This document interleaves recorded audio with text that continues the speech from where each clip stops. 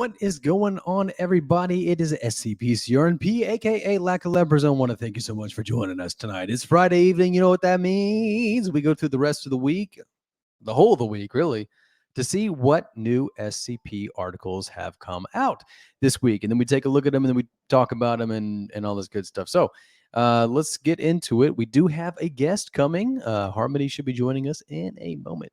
So let's kind of just start by looking at what is going on this week on the wiki. So it is a quiet week on the wiki. Quiet. Once again, 2 weeks ago, we had 5 articles. That was wild. And then last week, we had a nice bump. I think we had about 15 total articles there. And this week, we're back down to about 8. So we've been kind of vacillating. Obviously, these are very on the lower end of the scale for normalcy for the SCP Wiki. And of course, this is in anticipation of the contest coming up. The 7K posting and entries begin on Monday, the 25th. So we are really coming up quickly. If you're kind of about the space, people's drafts are starting to get really polished, shared, critted up, dolled up, gussied up with all the latest in CSS technology. And everybody is going to try their luck, I guess you could say, for this contest. So we will be covering all of these articles that do come out. And God help us with that. That's going to be very difficult to do. Just a little housekeeping. Wanted to let you know last night, Thursday night, was basically the last time that I'm going to be doing a reaction series on the Thursday night stream. We'll still do that once a week, just trying to make a little more room in my life for personal things. So I think that's fair. We'll still do that once a week on Tuesdays, and I think that'll be just fine. And it was a good thing that we didn't do it last night because my power went out and was out for a long time. And so it ended up being a good decision, but we'll still do it once a week. We'll still have our Friday nights just like tonight, no problem. And so I do want to welcome, I believe, I'm trying to see, yep, a little heads up, a little wave going on here. I want to welcome to the stage. Howdy, what up? I've got a little setup here. I thought, I don't know, I only had like 3 things, and one of them is going to get deleted pretty soon, probably. Am I in frame? I can't really actually see. Looking good. Okay, excellent. You're perfectly in frame there. Fantastic. Yeah, so I was just saying, not a lot on the wiki. I think you got 3, and you say one of them may be deleted soon. One of them's definitely going to get deleted because it's at -7 and it's complete horse piss. It's a terrible article. It's really bad, actually. I'm kind of excited to talk about it because it's got... Okay. Yeah, I hear you. Those could be good conversations. Yeah, for sure. All right, well, let's get into it. Harmony, what's your night looking like? You do have 3. There's 8 total, so if you wanted to get through them, we can. It's just up to you tonight. What do you say? Okay, yeah. I've got one that I thought was excellent. I've got one that I thought was... I didn't really get why... I don't understand why it exists.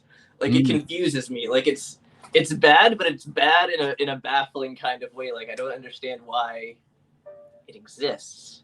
Is this the -7 one? This is the AIC one. Oh. The T-Stafford.AIC. Like, I get it, but I don't get it at the same time. Yeah. I know which one you're talking about. I know which one. I kind of glanced at that one. It leaves me feeling more puzzled than anything else, because I like this author. I usually like the stuff. I've been finding that I'm liking the stuff they produce, but this just feels like, why did you write this? Well, maybe we'll that's supposed to be doing. Yeah, I don't understand what you were... I'll need it. Well, let's get into it then. So, I guess we'll start with you. Also, we've got special guest SCP 3008. Look at that! Now look at that. Who is that on that screen? Let me get up here. Who is this? It is the shark. It is Blahaj. Look, in the flesh, or I guess in the flesh and cartilage. Ugh. So this is for this article that's on the screen right now, in case you don't know. Okay, yeah, I can't see the screen, so I'm wait, hold on. If I just realized I can see the screen. I can watch myself through the Discord, maybe. Nice. I want to see, can I actually do this? Does this work? I'd be surprised. Give us one of these nice chokes of your shark for us. Yes, yes. Oh, well, here he See goes. if we can Oh recreate God, it. no! Ah! Watch out. Oh, that was you. Okay, yeah, that was an easily predictable bad idea. But yeah, Yeah. anyways, shark! Ah, look at the shark! Hey. Don't pay attention to the technical difficulties. Look at the shark! The Yeah, shark! that's right. Ah! So yeah, this is in honor of SCP 3008. I Which, rode. I am not kidding. I am not exaggerating. I rode my bike 16 miles, 6.8 there and 6.8 back. It was 6.8. That's what I don't know. I don't know if that adds up to that many, but it was a lot of miles in really hot Florida sun to get this shark because I already wanted one, and then this article provided an excellent excuse and justification to do something I already wanted to do, and I do not regret it at all. This plushie is awesome. It's like 10 times bigger than I thought it was going to be, and yeah, it's huge. it's so good. I can't even tell you how much I actually really enjoy this plushie. So tell us a little bit about the plushie. Why is it there? What is it doing? And there's an article about it now. What's up? There's an article about it now. The article is kind of lampshading the reason why it's popular with I don't know. Have you seen? I'm curious because a lot of my people who are straight or bi or and more into hetero media spaces or heteronormative media spaces don't really see like the blahage memes. I see tons of memes about this shark.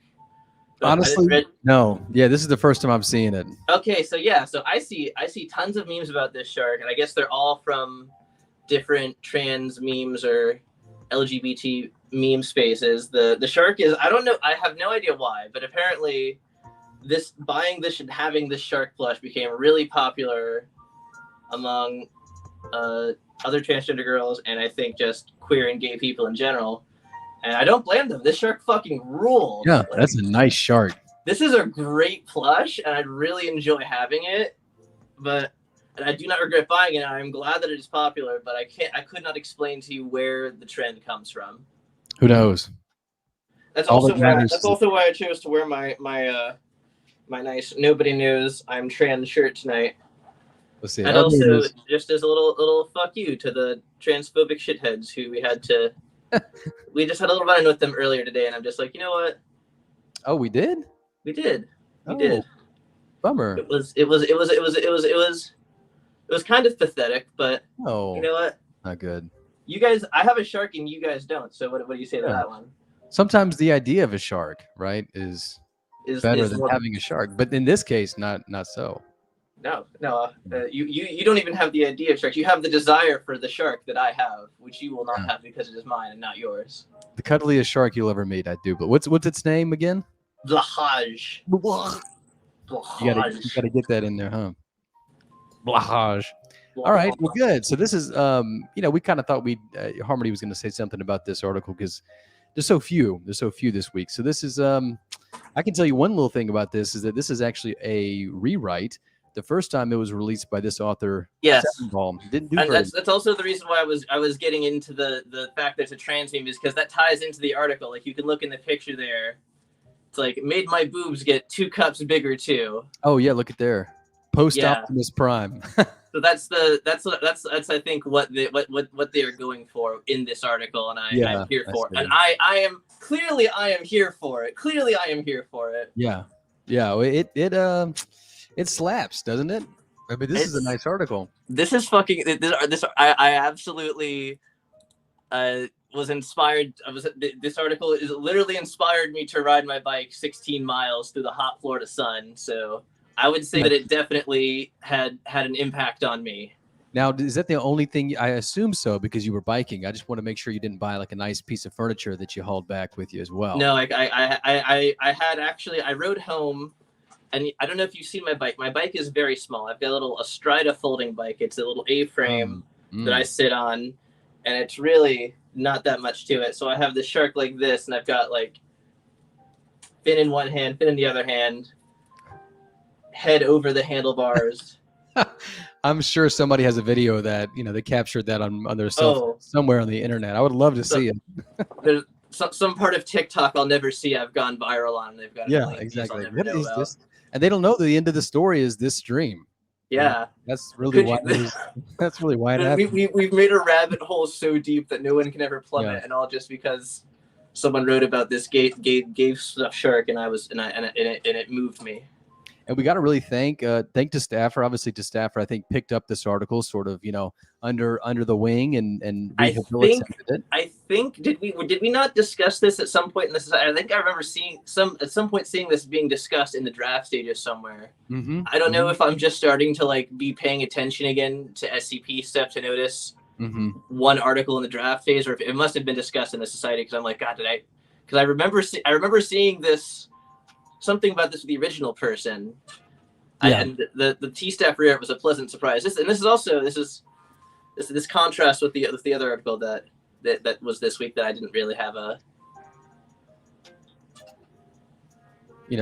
lot to say about. Yeah. Sorry, didn't mean to leave dead air. I was no problem.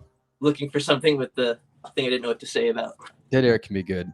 So this is nice. Yeah, I mean, I love the outro log here, which was in the original, but I think it's a little nicer now.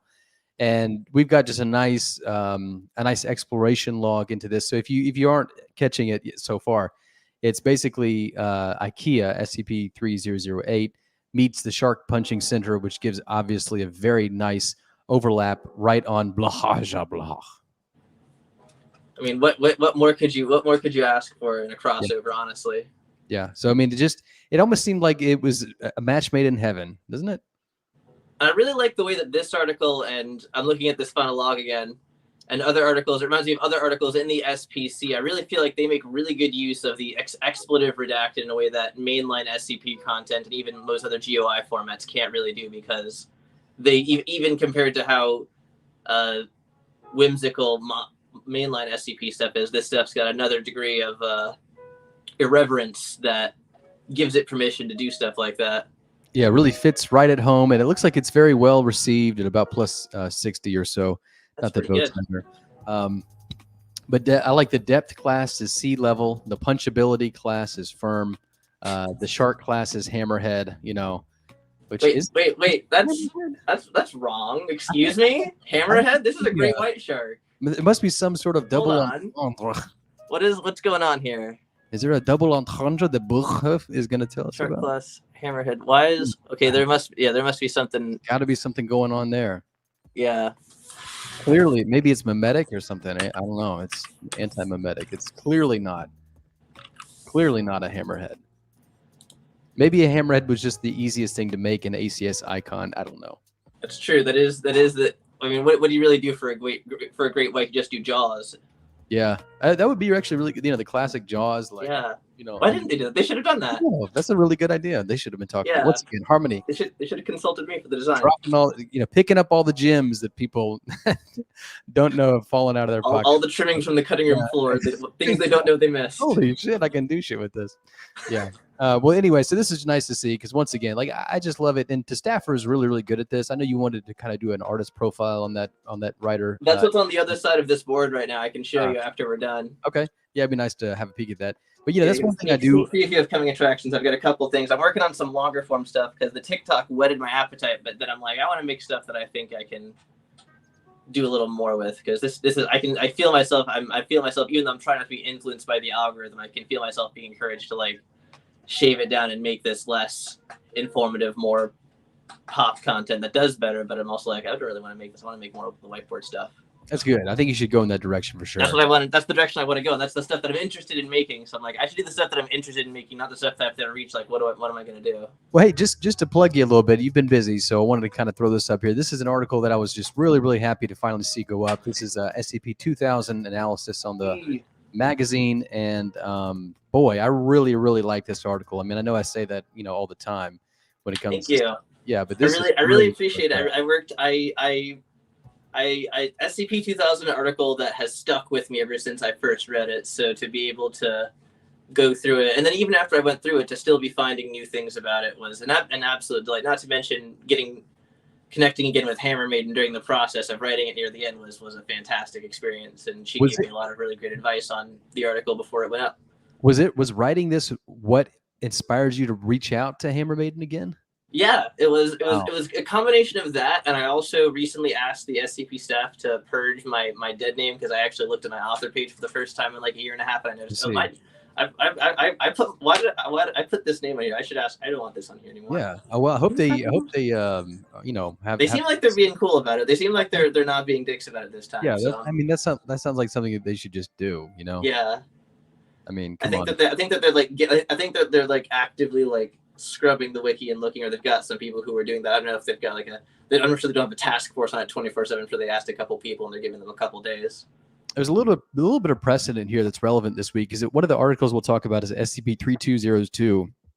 And obviously, this is a highly desirable Series 4 slot that was. Oh my God! Is that really how it is now? Series 4 slots are the new hotness. Oh yeah. These things are hot. In fact, Series 5 was hot. But Series 4 definitely.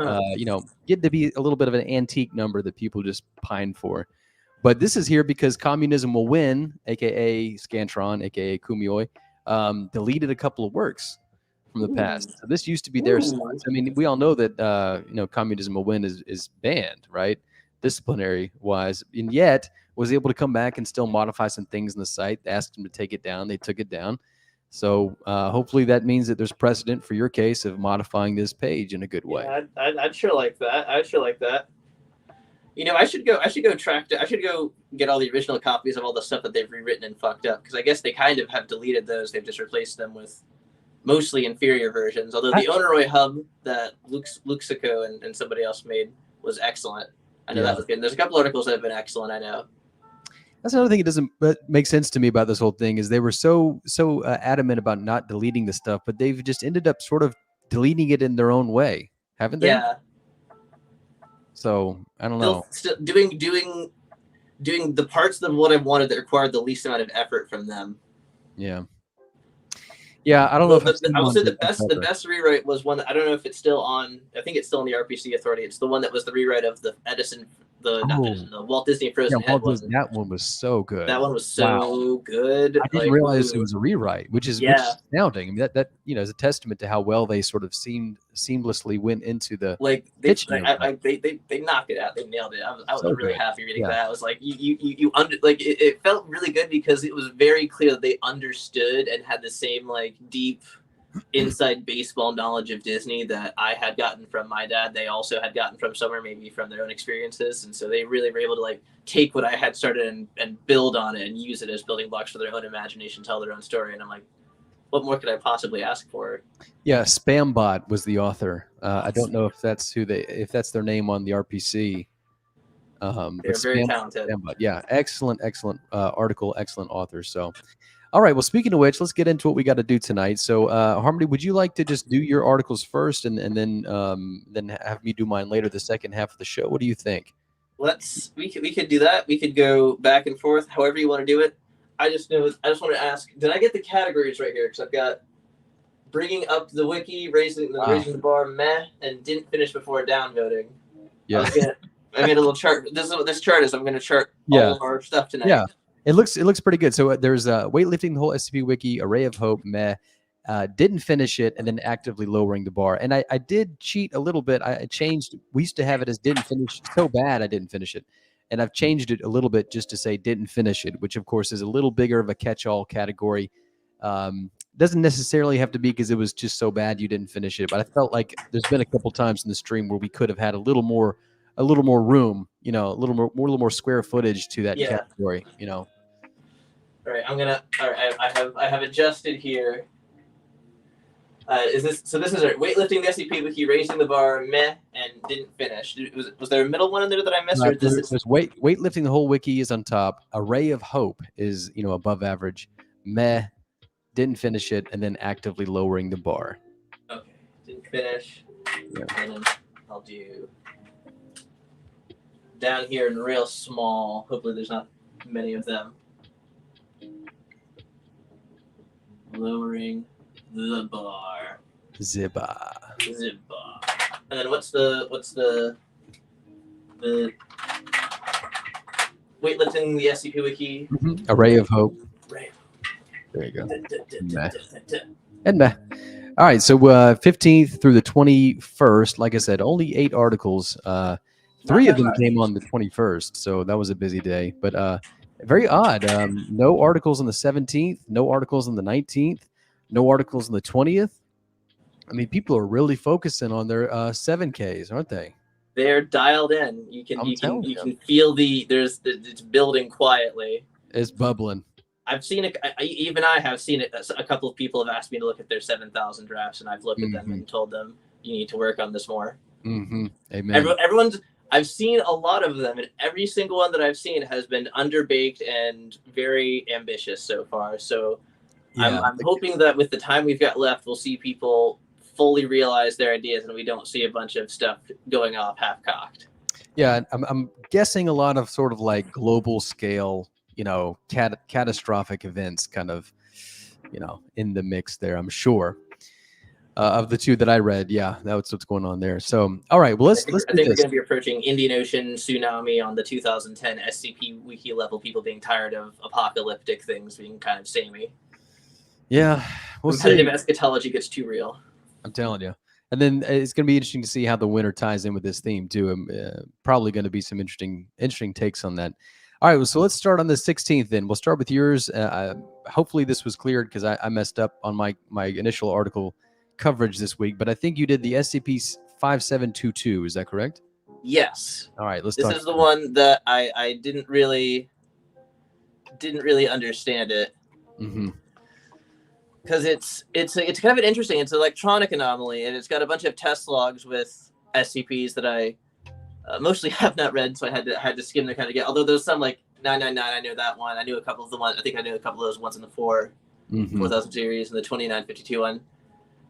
So I just didn't know the 6000 ones. But it has some interesting interactions here. But then by the end, it just seems like the point was here's this AI program that kind of does interesting stuff, interact with stuff, and here's how we like made a babysitter for it, and that's the end of the story. It is, isn't it? Yeah. Yeah. I'm not sure like what I feel like I'm missing something with this because I really actually love the setup. I love the way it starts, and then the end happens, and I feel like I was like riding a roller coaster that just went up like a really, really big hill and then just kind of coasted back into the wait station. Yeah, and this last line sort of says it all in some ways. 10 to the whatever ridiculous power this is, extraneous messages redacted for brevity. And so it's sort of like almost like it doesn't have anywhere to go, and it's sort of like sputters across the finish line by repeating itself endlessly, kind of. Yeah, it just kind of leaves me baffled because I'm like, what is the point of all this? I don't see what they were going for. I don't see how it connects to what they started with. It almost feels like the ending of like another similar article grafted onto the first half of a premise. Yeah, and they kind of transition into it a little bit. I think I might have a solution, But yeah, so just like Harmony said, this is basically an electronic entity that can add footnotes to any text medium. And so obviously it does this every sentence in the article, almost every sentence in the article has a footnote that is basically this entity interacting with the Foundation and the documentation. So it's well received. It looks about 48 or so. This is a rewrite of another SCP, and so Testaffer once again is doing this really sort of rehabilitation of articles and sort of EMS services, where Testaffer is taking it upon themselves very admirably, might I add. It's definitely that's thankless tasks to do to pick out the gems from the pile. We've done that ourselves a few times with picking things that people miss. The gems, so good to see that we're not the only ones seeing that there's gold in these streams. That's right. Yeah, one man's trash is another man's treasure. Man being a gender neutral term there, of course. But yeah, I mean it's amazing, but it kind of goes both ways. Like what we think is really good, obviously, might not be gold, to the wiki, I guess these days. But a lot of people appreciated this. It's just really, really difficult to take a rewrite like that and then make it, a whole lot better because you're just so limited with the starting ingredients. So this is really, really a talent that Testaffer has. And it's really just a nice, heartwarming thing to see, I think, taking time out of their day to maybe, sort of nurture ideas and articles that probably aren't going to get a huge amount of, let's say, upvotes or something like that. But it seems as though there are other sort of charitable and humanitarian sort of motives going on for for to staffers. That's really nice. I think that's just what the collaborative spirit of containment fiction's all about, and I take my proverbial hat off to them for taking the time to really try to bring the most out of everything that people are bringing to the table. And to staffer is a beast. I mean, talk about a writer bot. Have you noticed? I mean, it really is. Yeah, no, you're gonna see when I flip this over that I had to keep adding to it because I kept coming back after to squeeze more stuff on there. It's going to be the to staffer show. We're just going to be reviewing to staffer articles. I've been feeling that way. Yes, that is right. Her. Yes. I looked that up. See, we got to check right on these things as we get to know them. Hey, so why don't we go ahead? Actually, now seems like a great time to. Do you mind going into your to staffer bit? I'll just take this away and. Oh, for sure. The stage, well, let's drop this. I feel like meh because I finished it, but it just left. I think being baffled is meh, right? Yes, that's a fair assessment of that. So this is SCP 5722, right? Yes. Yeah. So 5722, that'll go firmly in the meh right there. Oh, what's the name of the article? I forgot to look up the. That's a good question. The names of them because I'm a consummate professional. Here we go. It's Lonely Echoes in Footnotes by to staffer and Crier Walker.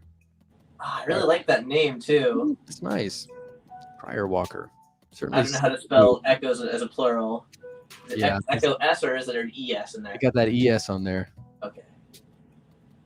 Yep. So I did know. I just wasn't confident. I should have believed in myself. There you go. That's the lesson for tonight, kids. Very important. All right. So yeah, here we go. This is it is upside down. All right, but that's okay. You can see I've got. It is upside down. Yes, because it was right side up on the other side. Wait, I bet I can. Hold on. I was gonna invert your. I don't know. Can you invert me? No. Don't listen to me. I probably could. I'm down for some inversion. The shark's gonna go in my chair. I like that shark. I love. Are you willing to sell that shark? Blah ha ha. It's $25. It's actually I thought that was a very fair price for such a large, high quality plushie. Yeah, you get a lot of flesh in that. Okay. Right. Oh, I'm running into everything, but it's okay. It's okay. All right, I'm gonna peace out so you can have the screen, okay? Okay. Okay, so I have got here is I think this is a list of all of T Staffer's articles that she had written up until now. This starting with Annihilation from Across Time, which we read on an episode of the show. We also read Worlds Within Worlds. We're pretty sure we also read Food Dissociation. I think the rubber duck sounds familiar. Yeah, definitely. I see a lot that I know. The Tidal Wave, Senior Pig. Recyclone. Didn't we do Recyclone? Can't remember that one. I don't know. I like that name. What else we got here? And of course, the Blahaj. I don't know what that actually is called. I just call it Blahaj because. Blahaj. Get over here, Blahaj. So this is all of to Staffer's output right here. Yes. Man, it's just crazy because it seems like most of that has got to be in the last month or so. They are cranking them out. I'm very impressed by the work being done. Yeah, well, excellent job. And then really busy, has a podcast. Don't know if you know that, has a nice podcast. They do have a podcast. I was trying to see if I could get on that. They're like, no, you're too controversial. We don't want our show to be in They trouble. said that. They actually told you that though. Yeah. Well, I don't honestly don't I don't believe him. I took my shot. It's nice to be so direct. Yeah. Well, it's just like, hey, it's like I say to you. I feel like the hate for me is a mile wide but an inch deep. And the first time that someone mainstream lets me put my toe in, people are going to see, oh, she's not a baby eating monster. Yeah, great way to put it. Great way to put it. All right. Well, cool. Well, I really like this. So, can you maybe synopsize to staffers, maybe style for us just a little bit? What do you think? I think that they are extremely creative in coming up with different kinds of concepts and different. Is it still going? Hold on. I think so. Ooh. Okay. Sorry, 9 o'clock happened. When 9 o'clock hits, my phone goes into "Hey, you should go to bed soon" mode. Oh, bummer. But I would say that they're extremely creative. They have a lot of really, really thought through concepts that even like the one that we just read that I didn't really get. There was a lot of creativity. There's a lot of cross testing and stuff that went into it. They, even though they're cranking these out, it doesn't feel like they're not also putting effort into them, which is commendable. Mm-hmm. There's a diversity of thought, a diversity of ideas. They've got a lot of like they've got a lot of place, but there's also like a lot of entities that are just like you can walk around and interact with, like humanoids, and the concept like word disassociation is totally different than senior pig, is totally different than the Bahaj, is totally different than annihilation from across time. Yeah, you're right. Yeah, there's a wide variety there of not necessarily styles, but just a really rich environment of ideas there for sure. Yeah, stylistically they have I like that they don't fall into the same trap I see a lot of SCP authors do of using a lot of the same like creaky structure in the language construction, like in the containment procedures, having like it's a 10 by 10 blah blah blah blah blah. Like they have they put effort into the containment procedures and the description, not only in their ideas but also in they use a lot of short sentences in their paragraphs to keep it from being too weighed down, because they're bringing across a lot of ideas. They're throwing a lot at you fast. Yeah, you got to keep up. And also they make creative use of images. We saw the one that we were just reading. They've got the little AIC of themselves in it. Yeah, we saw that. I think let me scroll down to it one more time. Pop this back up. It's the same image they use in the thumbnail of their podcasts. Ah, so this is like it's a little self-insert avatar, if you will. Kind of harkens back to the SCP VTube. Yeah, and then so I know Lurked made, is it the AIC hub? Is that what it was? Like the Lurked made this, and Lurked. I was on the team that with them when we won the mobile task force contest. Oh yeah, you said that before too. Yeah, so I remember there was also sort of like cartoonish sort of avatars for that as well. So this is we made the. I'm pretty sure that Lurked made the first ones in the Hero Generator. Oh, nice. Okay. So this is kind of homage to that. You know, it's got that sort of style. A very interesting looking character as well while we're at it. Yeah, I really like the look. I really dig it. Like, they kind of got like a hippie robot hippie vibe. And you got these reverse wings on the eyeliner, I guess, going on here too. So nice hat. Cool. Okay, so that's SCP 5722. Once again, the name is Lonely Echoes in Footnotes by Testaffer and Cryerwalker. And that got a meh from us, but it's an interesting meh. It's a creative meh. Yeah, it's sometimes when you're creative, you have things that fall flat, and that's okay. Yeah, and there's something to be said for the trying, isn't there? It's bright in moments, but at the end, it's like, okay, but so what? Yeah, but we're happy you're there, right? I mean, hey, thanks. Yeah, you tried. I'm not disappointed. I ain't mad at you. Yeah. All right, so let's move on. So I think the next one you got is SCP-6310. Is that correct? Yes, 6310 rules. This one's really cool. It reminds me a lot. It's got a lot of lymphic in it. I mean, from the first sentence in the description, it's like, hey, this is a thing that's kind of like it's the Wanderer's Library, guys. We're doing a bit in the Wanderer's Library. We're going to the Wanderer's Library in an SCP, and then they do it, and it's awesome. It rules, dude. I really like this one a lot. That's cool. So I wonder if it's kind of taking after SCP-6000, which of course I think did that most famously. Yeah, it's definitely in the same spirit of let's all go to the library. We're going to the library. Yeah, and we got nice tabulated sections here that look like they're Maybe they're not. There's like this is the part that's kind of like the background. It's got all kinds of different like areas that these roots are like penetrating into that that are like explored and talked about. And it's really just it's a really cool framing device to show all these different areas off. Yeah, I mean the images too just scream liminality for sure. Oh yeah, especially the guitar store one. That's the one I've got that I have open on here. Yeah, I never really thought about being surrounded by a bunch of guitars. You know, can be creepy. Yeah, no, I've if you ever come down to South Florida, you come to the Hard Rock. The Hard Rock's got like a lot of like places like that in it. They're kind of like, excuse me, I burped. Oh, I didn't notice. You told him yourself. I shouldn't have said anything. Yeah, next time, just see if you can get away with it. Oh man, I blew it. Really flubbed that one. Not only did I burp, I called attention to the. You're too honest. You're too honest. But yeah, like hanging guitars on the walls and things like that, right? At that Hard Rock Cafe. So what is this? So it's a species of carnivorous vine-like plants inhabiting an extra-dimensional space with properties similar to those housing the Wanderer's Library. So what happens in this SCP? What does the vine plant do exactly?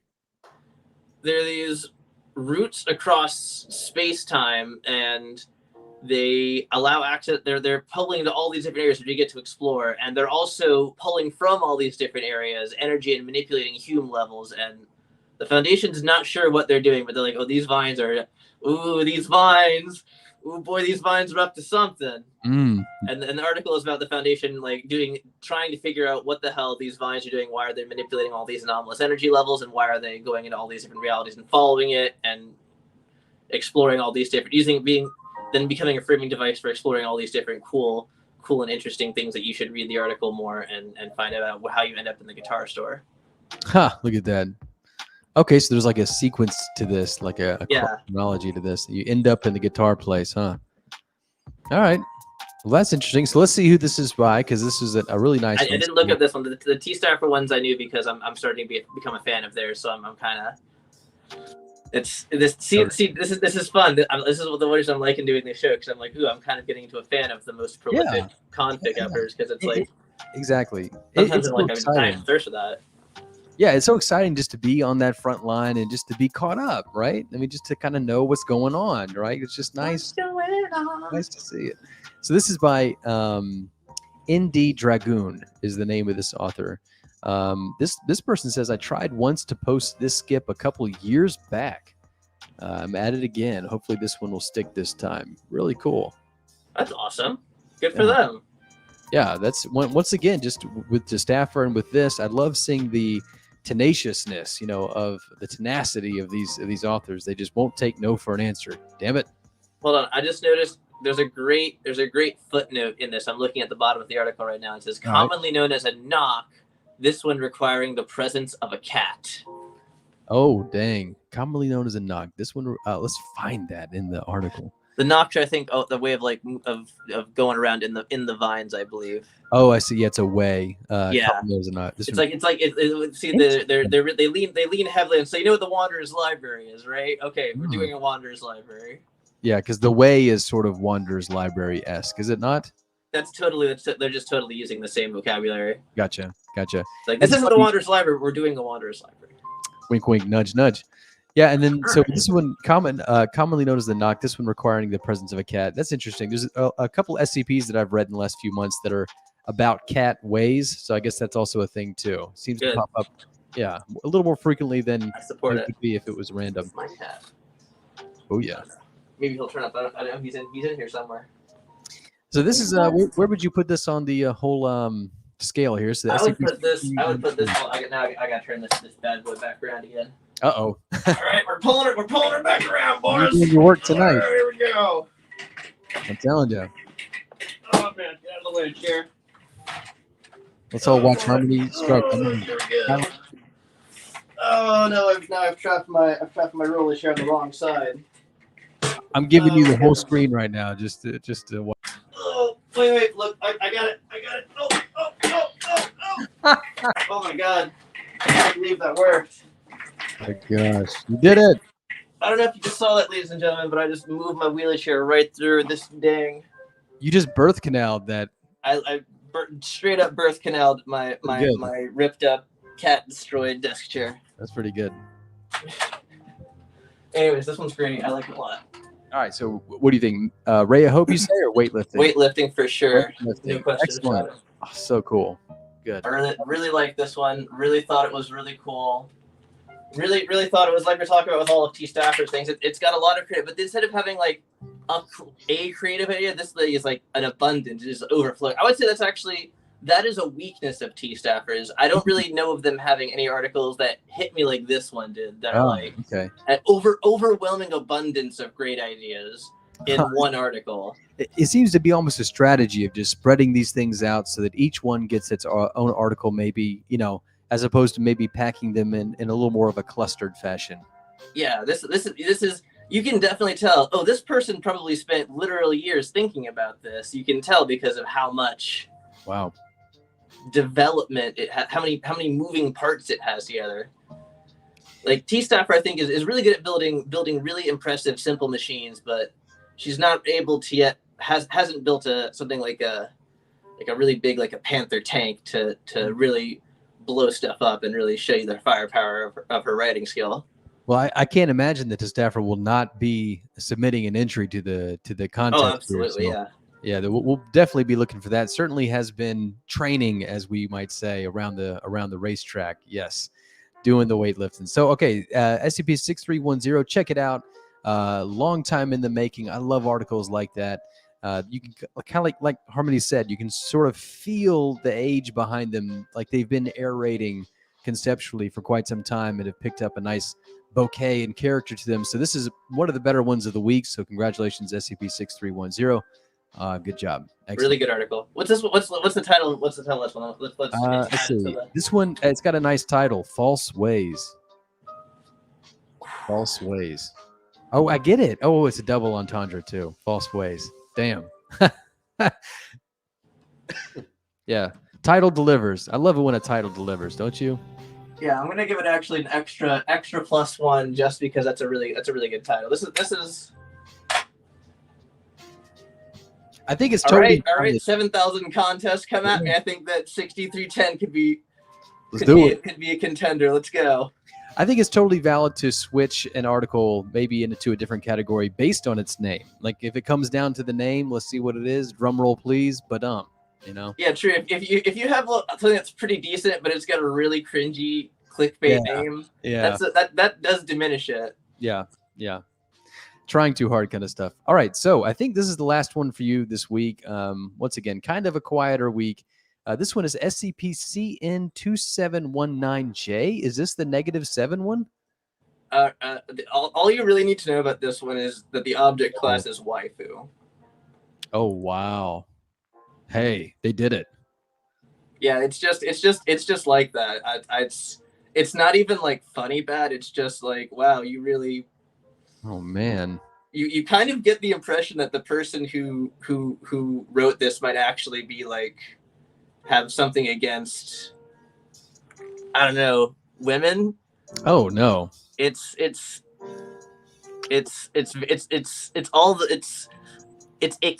I really don't like it very much. Do I want to know what this is? This is the first image in the article, and I haven't scrolled down to the caption yet. I'm a little afraid.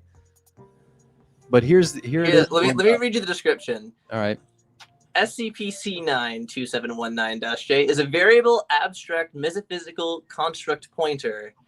It is available to personnel, both sapient and biological, for the assignment of their own quote-unquote waifu to a non-humanoid concept and a metaphysical intercourse with it, which may have an unpredictable impact. Any damage or mental suffered by that personnel is at their own risk. Yeah. I can see where you're coming from with that. It almost has a little bit of a commodification of the... Yeah. It's like that scene in The Big Lebowski where he's like, Jackie Treehorn makes objects into women. Yes, exactly. But actually... It really is doing that. I mean, we have a pillow, right, which is kind of expected, right? The little waifu pillow.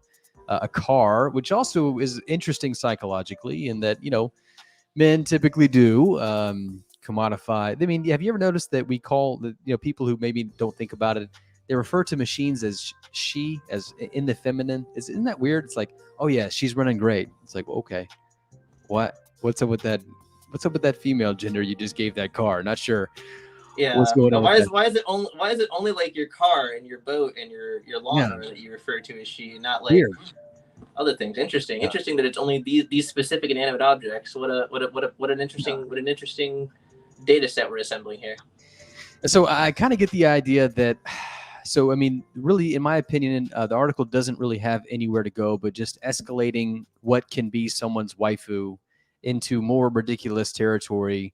And isn't it so fun? Isn't this so funny? Yeah, exactly. Sort of like, look at what I'm doing. Almost like, what do you call it when you run around on like I guess people don't do this in hockey, where it's called like streaking, where somebody. If you did that in hockey, they should just give you the Stanley Cup. Honestly. Yeah, I mean, how do you do that? If you can pull that off, you take it. It's not even bad. I mean, because you'd at least have to have the skates on, but if you didn't, it'd be more impressive, right? Yeah, the only things I can remember of like fans doing stuff is like Mike Milbury, who's now who's like a commentator for ESPN or something. He was a Boston Bruin at the time. He climbed into the stands and he beat the snot out of a fan who threw a beer at him. Oh my gosh, yeah. And that's actually why they put the big tall glass up, was not to protect players from fans, but to protect fans from players, because I did not know that. Yeah. So what is it about, just going on a detour, just in, totally abandoning ourselves to it now that we're here? What is it about hockey that is just so, I mean, why is it so known for violence? It's always been it's always had kind of a prize fighting culture, because the players in hockey, longer than a lot of other sports, were really owned by the owners, who could really like tell them, all right, I want you to go out there and rough those guys up. Oh. And also because hockey is seasonal in the summer, like physical things like boxing were really popular. So there's just a lot of hockey players are also really good boxers. Oh, I see. Okay. And the rules allow us to do this. So it's always been something that was kind of incentivized by the rules, because it's against the rules, but it's against the rules in a way where it's not really against the rules. Right. Sort of. And like in different eras of hockey, like in the 80s, they really encouraged it. Like there's like hardly any helmets, hardly any safety. What's a concussion? Yeah. Pick it up, have a beer, have a cigarette. You're fine. Go back out there again. Yep. All right. Well, that's interesting. But I will in the last 10 years that I've been watching hockey, there's been a complete revolution on fighting in the game, because it's become a lot less prevalent. Like you still see, I'm not gonna sugarcoat it. There's a lot of fights, a lot of violence, but compared to where it was even in like the 2000s and the 2010s, even in the early 2010s, it was, people were getting like their careers ended out there, and you don't see that nearly as much as you used to. And when you see it, it's a huge deal.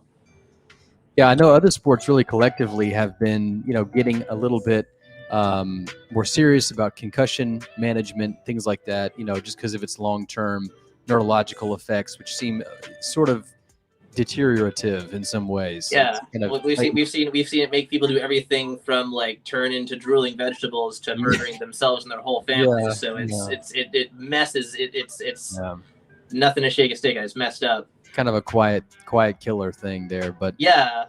All right, so back to the article. I do like see Alzheimer's or dementia, but when you see it hitting someone who used to be like someone who you can see, I think it strikes harder when you see someone at the prime of their life. Like you can see like the highlight reels of them, and now they're just just shells of their former selves. Yeah, we see that a lot in football too, obviously. All right, so back to the article. So it does cross-link 682, which is either a really great thing or a really bad sign. Bad here. So I think I can guess where you're going to put this. Is it actively lowering the bar? I'm not even going to write it down. I'm just putting an angry face, because I really like strongly dislike this article, and I'm glad it's going to be deleted soon. So I think also, we know SCP 2719, right? This is actually an article written by Randomini, who, this is a really controversial article, especially when it came out. You might remember this one. I don't remember it by the number, but I'm sure if you start describing it, to be like, oh, it's that one. Yeah, so it's a variable abstract metaphysical construct pointer, and the whole document essentially is this table that says went inside, wet inside, became inside, and it's this very sparse, very, very conceptual tour through this one mechanism at play, which is this pointer, which is sort of a coding thing idea.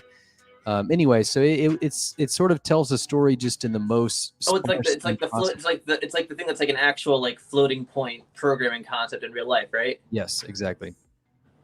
Yeah, I do remember this one.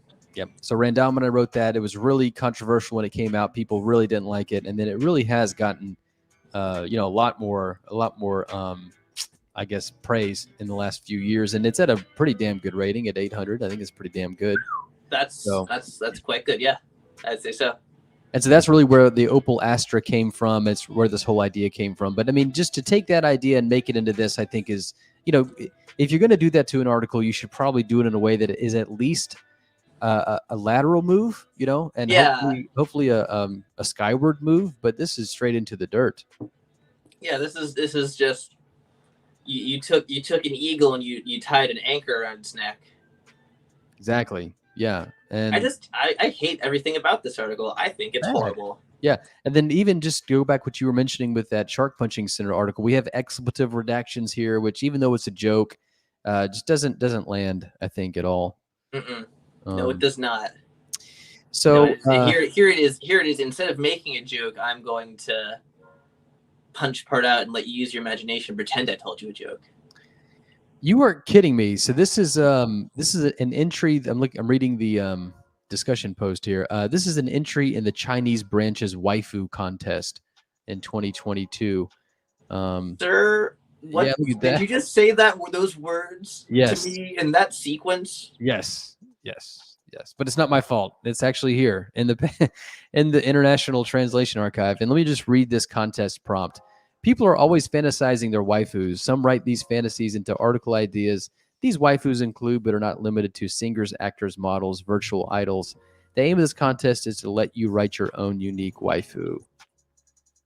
So, I'm having an aneurysm. Yeah, this is wow. That is wow. That's real bad. I was worried that our contest wouldn't have a great prompt, but obviously it did, I think. But damn. That might be the worst containment fiction that's worse than the porn contest that our PC had in 2018. Oh wow, yeah. At least the porn contest was tongue in cheek. Oh, was it? A little bit. I don't know if it was, but the entries that I've seen that still exist were. They kind of. I don't know, and also barely anything exists for it. Oh, that's also a point in favor. It seems like this is like a yeah. That's actually that's the more important one. There's almost nothing remains that exists of this. This is a contest that was like this happened in 2022 on the Chinese wiki. Then this is something that I've noticed that other places do. International contests will have these challenge themes, which I think is a nice idea. I just haven't seen it executed very well. And in this one, for example, the following are title challenges. Anyone who writes about a specific theme from the following can obtain a title. So basically, it's like achievements in a video game. If you write at least one organic anomaly waifu, you get a point. You write at least one waifu that is the story itself. Write at least one anti-memetic anomaly waifu.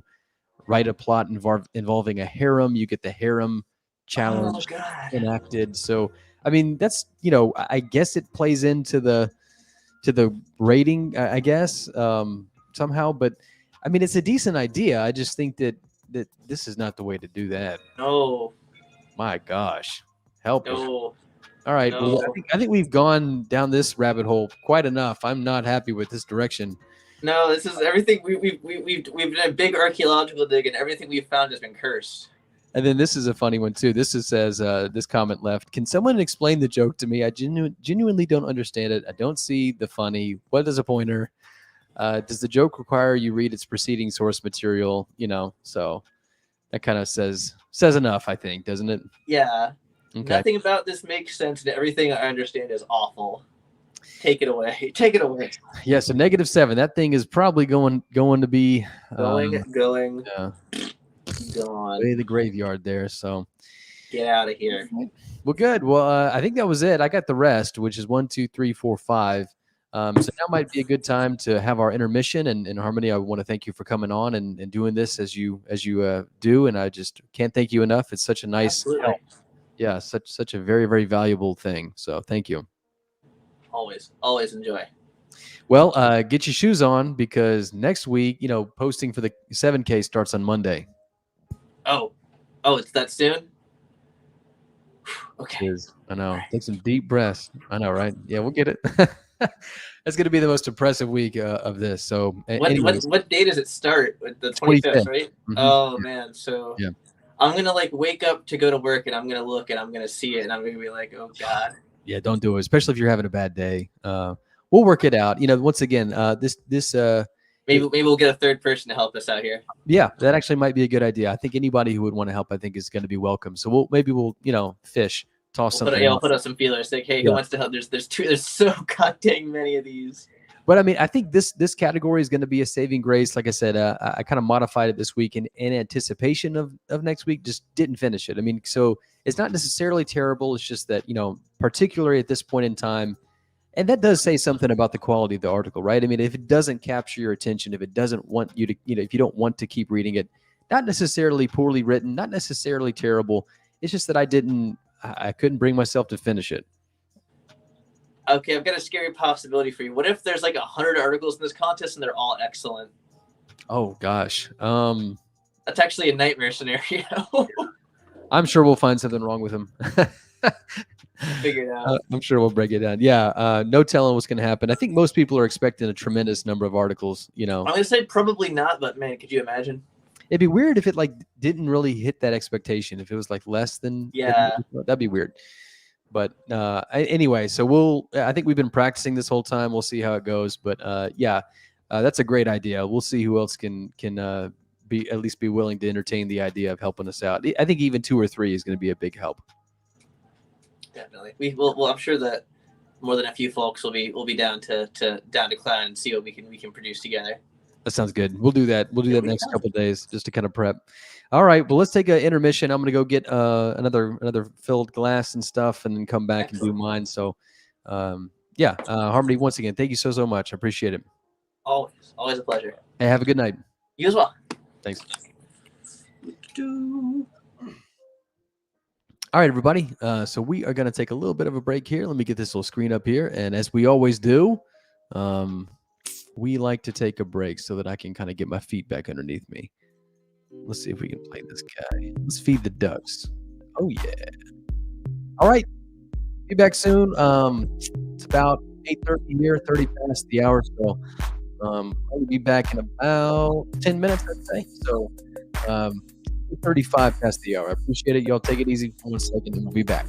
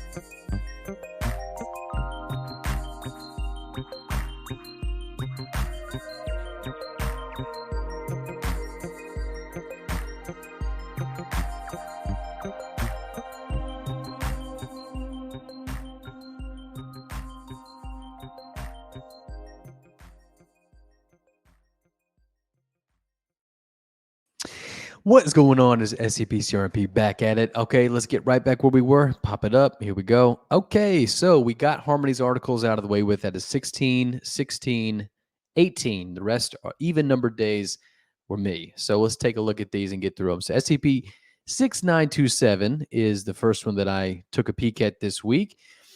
So let's take a look. Oh, Ooh, baby. Okay.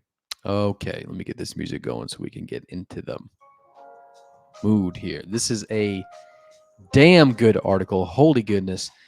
This is SCP 6972. And we already see right away it's by Bread Tyrant. So we'll do a full disclosure. What is my relationship with Bread Tyrant? My relationship with Bread Tyrant is really nothing. We've never, I think, interacted besides the old messages I used to send people who were writing articles just to let them know about this show's existence, which was its own thing. And I'm happy I did that, but the time for that is over. It being essentially a marketing campaign. So that kind of, I think, did its job. Okay. And so we've had a few exchanges, I guess, in that fashion. Bread Tyrant for a while there, particularly when I first started this, was kind of like to staffering it, writing just sort of like the John the Baptist to Stafford's Jesusing, in the sense that Bread Tyrant wrote several articles, I think, in a row. 1 week or 1 or 2 weeks, particularly, had just a ton of articles, and so. Yeah, it's nice to see Bread Tyrant again. I think it's been a while. There was a little bit of a lull there, a little bit of an arrhythmia with how frequently and reliably Bread Tyrant was putting out articles, and now we're here. And Bread Tyrant's articles back then and still to this moment, as we cover this one, are just highly conceptual, very abstract. They're not interested in doing very straightforward things, which I think is a benefit to the articles, because the author can do this very well. Just a highly abstract writer, and so that's always been something I've enjoyed about Bread Tyrant. But aside from that, that's basically it. So that's just what I know about Bread Tyrant and how I feel about Bread Tyrant. And if it has been, a little bit on the saddening side to not see Bread Tyrant in these last few weeks, it certainly makes up for lost time. This article certainly comes out punching, and I think is a sort of a renewed vigor of the author, in a way that the more abstract style of the article was good, but it was just at times quite meager, quite anemic, just as it was dealing so conceptually as to be almost platonic in its gripability. But now we're at something really on the surface and on the skin of things. That's a pun. So we look at the top here. We see a nice, clean theme, although the custom header, which is ominously and discomfortingly titled "The Integumentary Department." This is a bit gorked on some browsers. You can kind of see it here, where the Y is kind of smooshing this R in the repair, which of course discover, heal, and repair is the tagline for this thing. So, playing off of a little bit of the momentum and the remora of the department con. We still have these unique takes on departments. We're getting a little surreal with this one. If you don't know integumentary, the integument is another word for the skin. And so integumentary department is the skin department, which is already starting off on a pretty odd note, but a satisfyingly odd note as well. So instantly interesting. So we see it's Keter. And then just going through the article here, let's see. The conprocs, I think, are instantly gripping. The first half of the first sentence were already there. So let's just read that. Since the SCP is an aspect of human biology, so it already pronounces itself very strongly. We're toying with the idea of what an anomaly can be in the setting of the Foundation and its documentation. As we see, this is a routine part of the human body. At least it's understood widely to be, right? So containment is by the treatment of diseases regarding the skin, which effortlessly gives this article a medical direction and posture that it really maintains well throughout. So then we get to the description. It weaves sort of themes from the Department Con initiative with the by now arrived stylistic direction of surrealism on the wiki. Obviously, it's very far-fetched to have that Department of Skin, but once again, it's just immediately intriguing, and like I said, already sort of infuses this with some very creepy vibes. Why are we so focused on the skin, and why is it considered an anomaly when we all have it, kind of thing? So In an odd and creative inversion, the description of this anomaly is perhaps the least anomalous or least out there part of the article. It spends most of the time in the description describing the outer layer of the human skin, which technically is called the stratum corneum, as is said here. Not unlike what you would see in a medical textbook, really. It talks about, its primary point where electrical signals go through. It's the outermost layer of the epidermis. Pretty typical stuff here, right? So the only difference between this stratum corneum and one that you would see, let's say, in a medical textbook, it seems to be the inability to identify the origin of electrical signals. Now, in real world, we know that, of course, this comes from biochemical ions and ion channels. But hey, it is officially anomalous now, right? So that's nice. Nice little twist. I think it does enough. And it's just, once again, just very strange. Why don't we know where the electrical signals come from in this thing when we know that about the human body? So just adds to this sort of bubbling sense of vague, very unsettling sort of logic and mechanics that they're coming at you quite quickly here. They're coming into view pretty quickly, and it's not the most pleasant feeling in the world. Another odd turn in the next paragraph here, where it tells us that the conditions affecting the skin usually result in subsequent expiration, right there, which is pretty odd. I mean, usually dermatological issues, once again, in the real world, don't kill people, usually.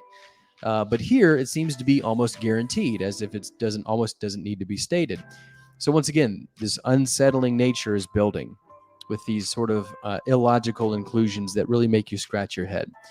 In the next part, we get to a table, and it's really part of the description. I kind of like that little flair. Obviously, the author had a decision here to make it its own addendum as a title.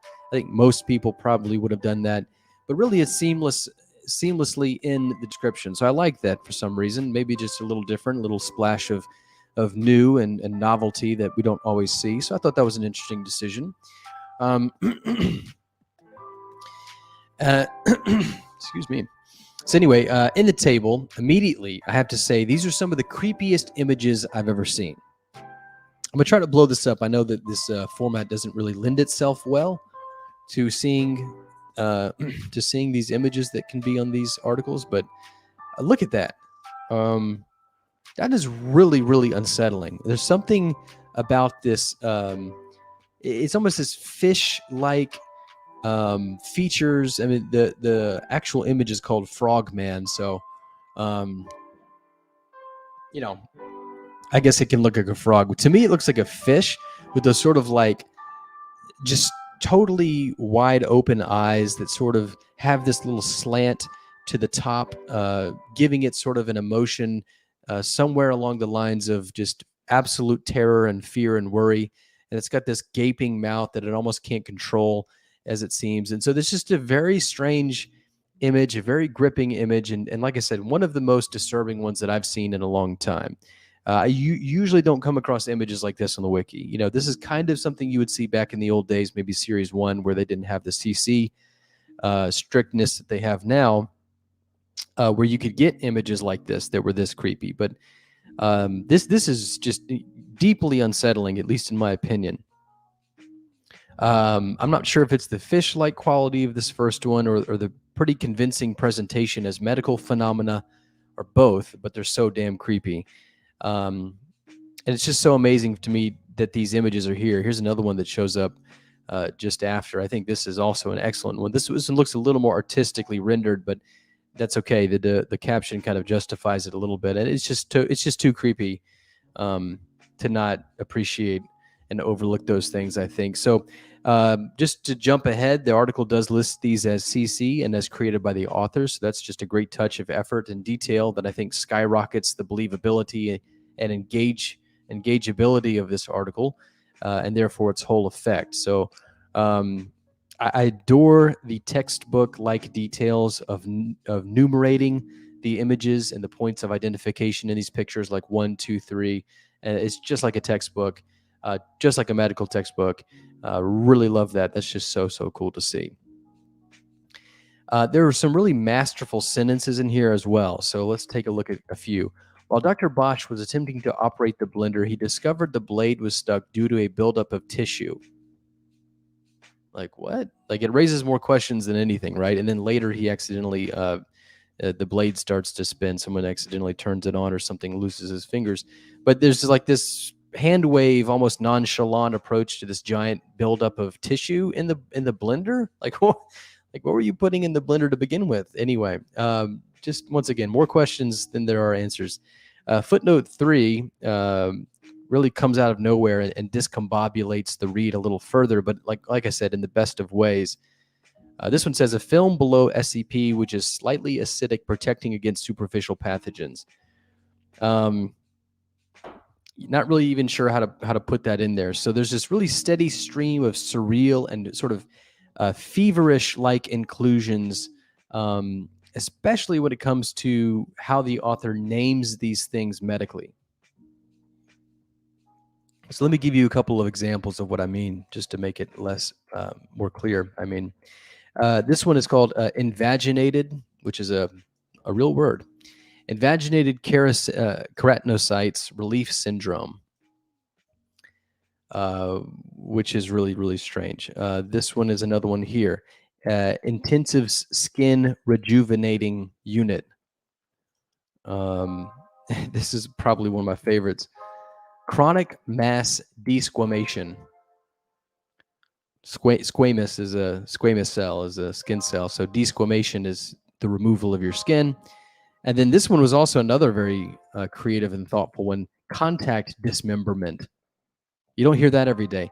So these sort of like proper nouns that are, it's almost like this alien medical textbook that has these very strange disease processes and nomenclature that is totally foreign to what we deal with, but that you can sort of kind of get, the gist of. So once again, just an excellent job. I mean, not everybody would have, first of all, the creativity, but also the wherewithal to sort of sneak that in and set it right over there in the corner that you might not notice. Just the details in this article, I think, make it so damn good, in addition to the images, of course. The article escalates itself as we move down by spreading into the internal systems of a site and suggesting some exogenous hostile factors like some volatile organism within the plumbing and ventilation systems we see here in this sentence. And a bit of a logical inversion at the end and some very odd behaviors from the on-site surgical staff who refused to operate. It seems due to sort of principled reasons, but it's not at all clear why or what those would be. It's certainly in contrast to how the medical field operates now, which in case you don't know, is it doesn't matter who comes in the door, you basically help them. It doesn't matter if they have a giant Nazi tattoo on their chest, you still save their life, right? You still perform CPR and code them, essentially. So it's just odd to see this happening. This is very strange behavior on top of really none of this having anything but strange aspects to it. So just nice layering going on here of that. The final addendum gives some context here, perhaps in some midst of some sort of contagion outbreak thing, but it doesn't really answer much by design. And then the climax here is just incredibly disturbing. It's a disturbing prayer that kicks in some very textural and shiver-inducing body horror. It's a really disgusting explanation here. Almighty Father, in our hearts you remain. Yet I love my flesh, the way it crinkles and folds, the beads of sweat and grease that drip from my arms. How I enjoy the sound it makes when I squeeze all the gas from below my skin, that dry smell. Oh, how brilliant you are, Almighty Father. This is absolutely crazy. The maneuvering of logic that this article is doing by weaving this ridiculous body horror, like ridiculously descriptive and completely disturbing body horror, in with like a prayer, and the disgusting nature of this description being the catalyst and the sort of motive for adulation, praising this God, being thankful for these things, it's really doing some incredible conceptual gymnastics here. I know this doesn't seem like one of those sort of older bread tyrant abstract, very thin, very suggested, very minimalist lines of abstract strokes here and there. This is a lot more involved, but it's just as sophisticated. And it's just amazing watching this happen in this article, in my opinion. So, I mean, all in all, it's a very Series 1, almost Series 2 style presentation with all the sophistication of the modern surrealistic trends on the wiki, with all the modern sort of sophistication with conceptual treatments and procedures. So it feels like a very bad dream after doing a rotation in like the dermatology clinic or something like that. It was an absolute joy to read all the way through. It hit all the right notes for me specifically. Excellent clinical tone, of course.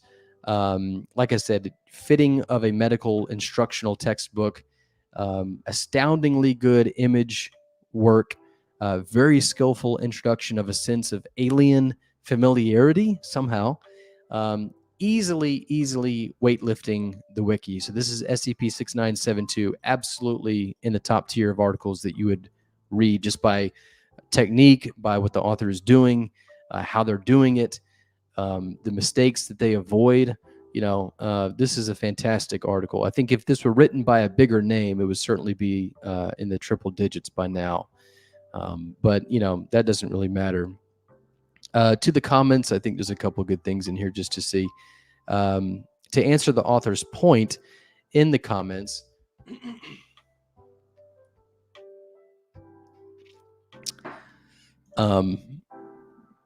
let's see. First two images are made by me. The third is from a 15th century book. Yada, yada, yada. I think the author says something. I sort of hope this article would be carried by the creep factor. And it's 100% carried by the creep factor. Absolutely. The creep factor is has such momentum. It's got off to such a firm pace, such an overwhelming, just the reader gets totally swept away in how creepy this article is, that it absolutely carries the article through the lack of exposition and the lack of solid grounding. It feels very weightless of an article, and that usually can be a bad thing, I guess. But in this case, it's just the absolute horsepower of the creepiness just blows past all that immediately. So, different strokes for different folks. But to answer Bread Tyrant's hope here, I think you absolutely nailed it. There's no question about that in my mind. The creepiness is it's absolutely exquisite in this article.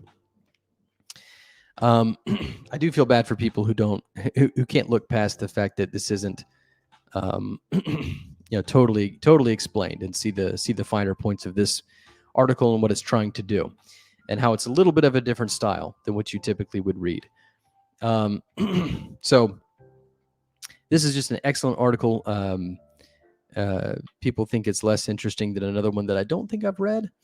Probably shouldn't spend too much time here, but oh yeah, it is a lot like that, isn't it? I can see how the person felt that way. Oh wow, it's very similar. The integumentary system. Oh, it's like the same thing. Well, I'll have to go read this one too. I guess now it's just a question of which one does it better. Interesting.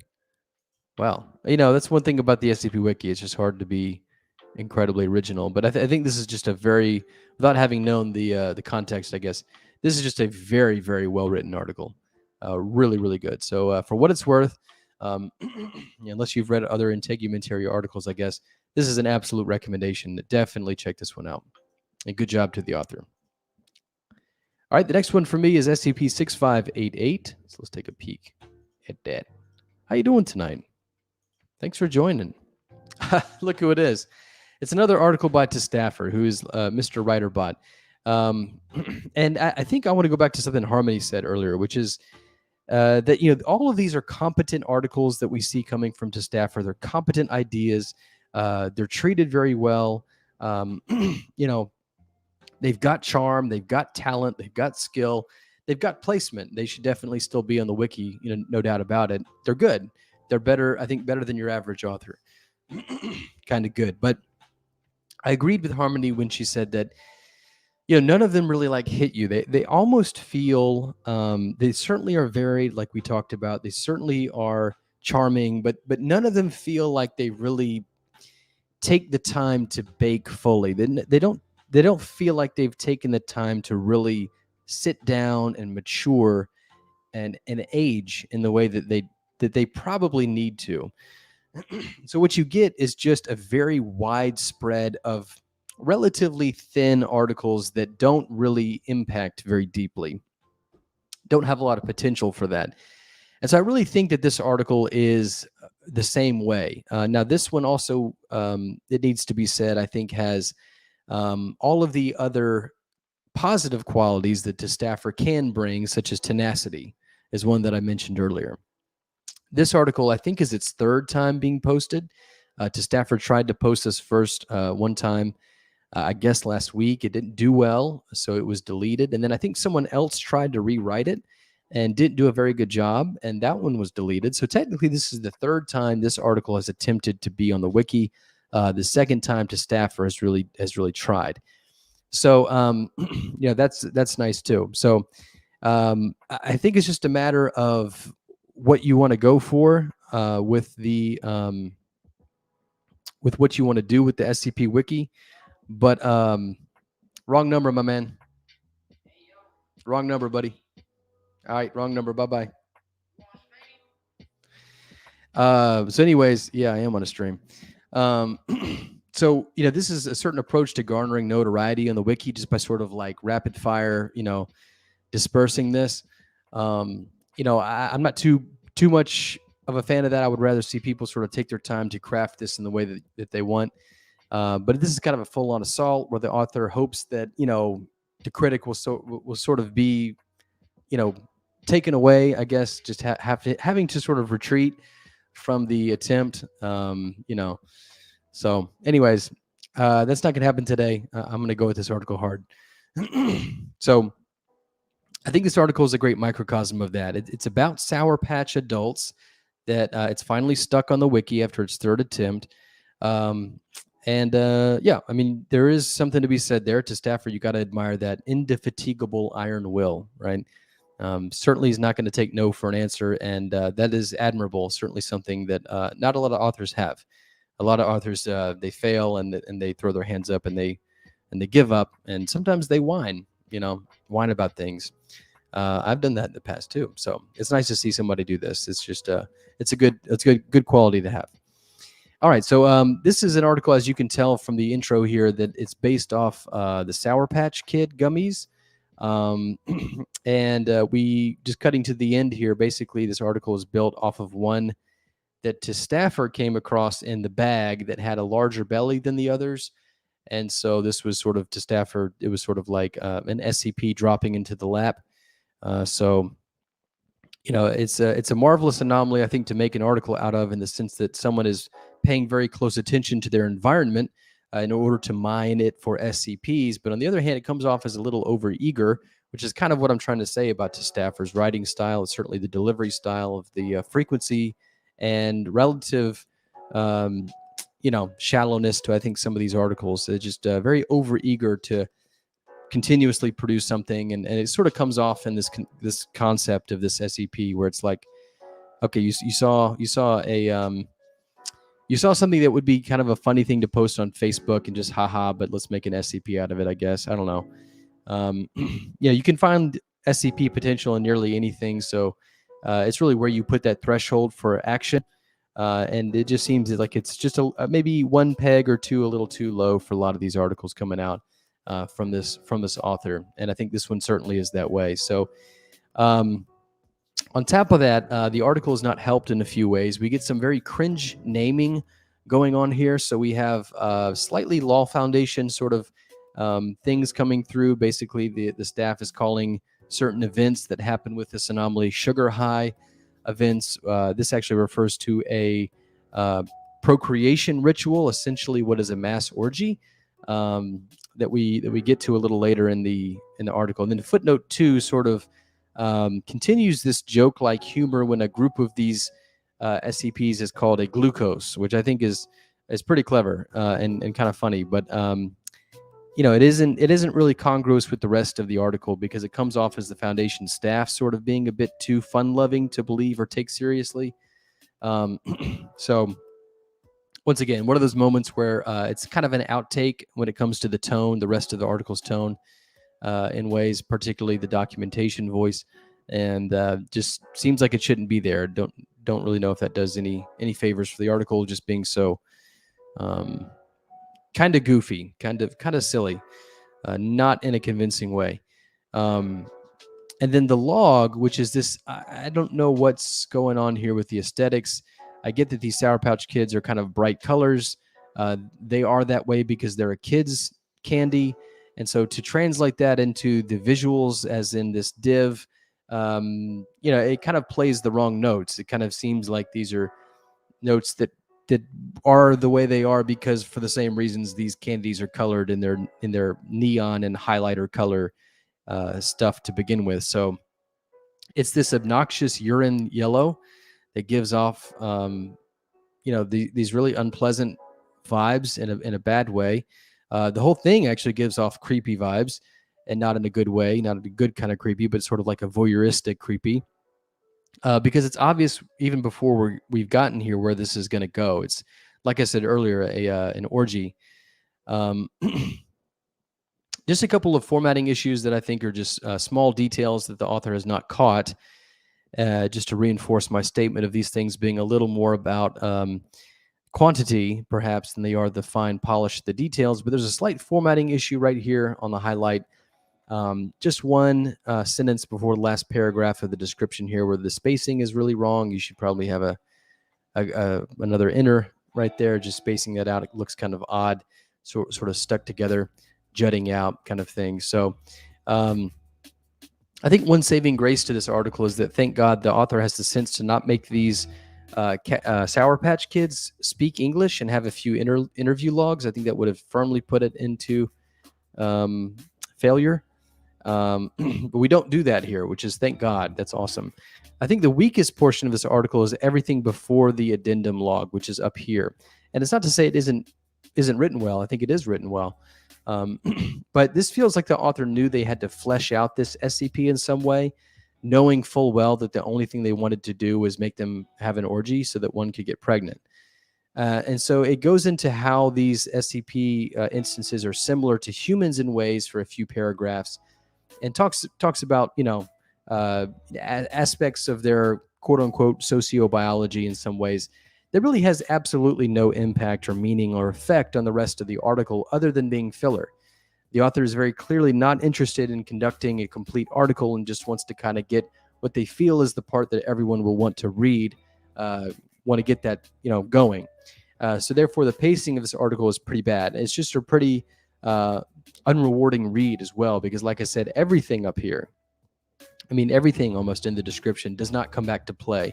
It gets to the part that it wants to get to, which is the part that it thinks is funny, and then basically just rides on that until the rest. There's really not a lot of play with most of these words in these few paragraphs when it comes to the rest of the article. So it's also interesting to me to see how this one has succeeded. I think the only noticeable difference that I can see here from the initial flop article is that the images of the pregnant gummy are sort of carted to a dedicated collapsible at the end, which we already opened up, giving this sort of that Neo-Lol Foundation technique of having the stinger joke, punchline in a collapsible at the very end. It's not quite there, but it is flirting with it. Besides the urine div box and the name change of the title, the title was changed of this article, I don't see a whole lot that's different to this article. It seems like maybe some of the voters have been duped by the bright colors, like a kid might when they are reaching for candies to choose from the shelf. So, this article, like so many other articles of its kind that are sort of trendily clogging up the wiki, they exist solely for the author to make a quick little joke observation, which once again probably would better be fit for something like a Facebook post, okay, or maybe a Twitter post. trying to decorate it up into an SCP gets you this, which is basically, it all boils down to these images, the inclusion of, basically an orgy that you have to cast to make this thing interesting, and completely meaningless, completely skippable first half of the article. So, this is in stark contrast to something like SCP-6612, the horse joke. This is coupled with an uncharacteristically frivolous and humoristic foundation as an institution, whereas 6612 doesn't do that. And we talked about that last week. But the inability of the author to cast the foundation in a competent and believable way, when they name things like the sugar high and they call them a group of glucose or whatever, robs the article of that counterpoint by which you can make the odd portions stick out as funny. So, you have to have that nice backdrop to where it pops. If you don't, if everything is the same color, if everything is the same level of zany and humoristic frivolousness, it's like putting white text on a white background or black text on a black background, or something similar where you have like a dark blue on a black background, and it doesn't pop out. It doesn't actually get to you. It becomes muddled in this muck and mire of tone and of feeling. And so it just, once again, you've got to have those pop contrasts, and this article doesn't do it. It doesn't treat the actual documentation with enough stoicness and enough separation as something like this document probably should be in universe. And for that reason, the humor is absolutely ineffective. It just comes off as really odd. It comes off as someone trying to make more than out of what is actually here, and throwing on, a voyeuristic session of orgying to kind of, fill in whatever gaps is here. So, I mean, this is, in my opinion, kind of a tactless article. Is happy to drag the documentation through the conceptual mud in order to get the joke sort of gruntingly and messily pushed out, kind of like a new baby, I guess. So I think, unfortunately, this is SCP-6588. I'm going to have to put this in actively lowering the bar, just because I don't think it's a good idea to... I don't think it's a great idea to write articles this way. Far be it from me to say that with a decent rating up here finally for this article. Once again, I do admire the fact that this article was not given up on. The author was so persistent. That's just such a nice thing to see, that I want to champion this article. But I think just the content of it, which ultimately we have to come down to on this show, is just, it's not there. I don't think it's very good. I think it's a pretty transparent, sort of single tone, one trick sort of article that I think doesn't really hit where it wants to hit. So just onto the comments. There was one that I thought was pretty good. Random guy with shotgun says, I don't know how I feel about this article. It feels like it's supposed to be wacky and out there, which of course it is. It just doesn't really do a ton for me. No vote. May change later. So once again, if the whole article is one tone, one note, it doesn't give enough variety. It doesn't give enough contrast in the colors, any complementarity to the colors or postures to make an effective joke. So that's what you risk when you want to be too silly in characterizing the Foundation in a main list article.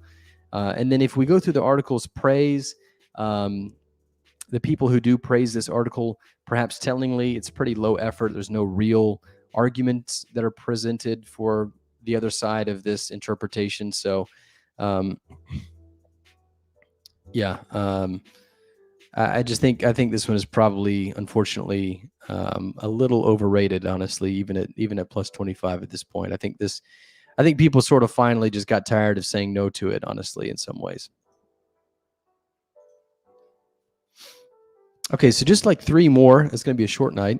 SCP 6465, which we will take a look at here. Okay. I am trying to remember this article. Yeah, it wasn't too long ago that I read this one. I'm surprised I don't remember it very much. Did I finish this article? Maybe that's why I don't remember it very well. All right, let's go through what we can. So we got a nice splash page here with a sort of terminal look to the CSS. Although the red and the green together, not a good color choice. Makes me think of Christmas, right? Anyways, so it indicates something of a thaumaturgical nature. It's an interesting direction to end this one. Like this. So I think the good part about this splash page is that it kind of exponents and does the job of the conprox. It really pulls the reader in to learn more. Do not mention this file, I think, is a pretty interesting, pull into the article at the end of this section here before it asks you if you want to actually go in. So you say that you do, and we're in the article. We have a very ornate ACS header with some frills in the page breaks and in the border that we have here. So I'm not sure why these are here in the Foundation database. They certainly do look out of place. I suppose they look pretty good. Like not going to bash it where it doesn't need to be bashed. It certainly does look good. I just don't know what it's doing here. And also, as we scroll down just to get to this point, there are way too many of them. The author decides to put them between the description and then the addendum, and then after every section, really. So, and then of course they're at the bottom too, which I just can't imagine why they would be here. So it ultimately is just a bit distracting. It's a pretty garish thing to do to an article.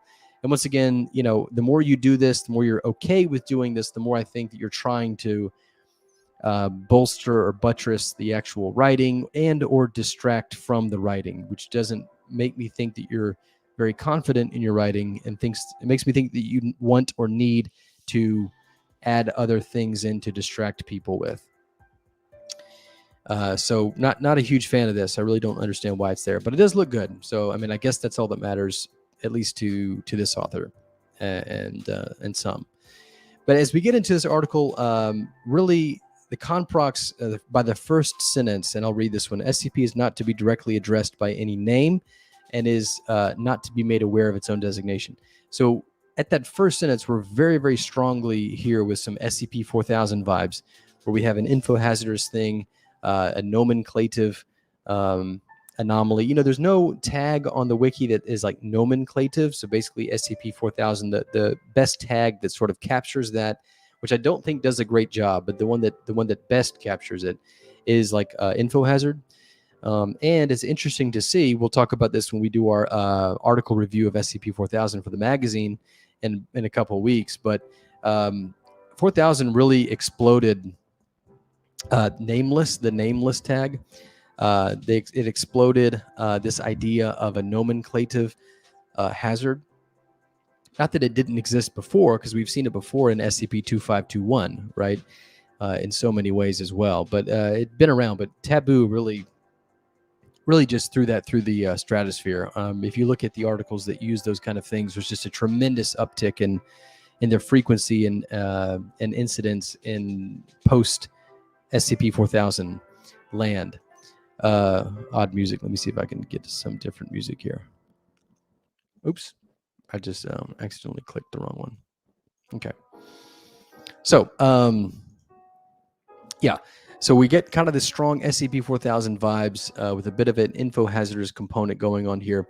I think there's very clever use here, something that I haven't really seen a lot of, but that I really enjoy. First of all is the author's use of reference as opposed to footnotes. They're two different things. People don't know that perhaps, but Wikidot has basically a functionality for a component kind of thing for footnotes, which is what most people use, and there's one for reference. And as you can see in this one, doing both of them will count differently. So you'll have two different counts of footnotes. So you can have two footnotes that look like they have ones.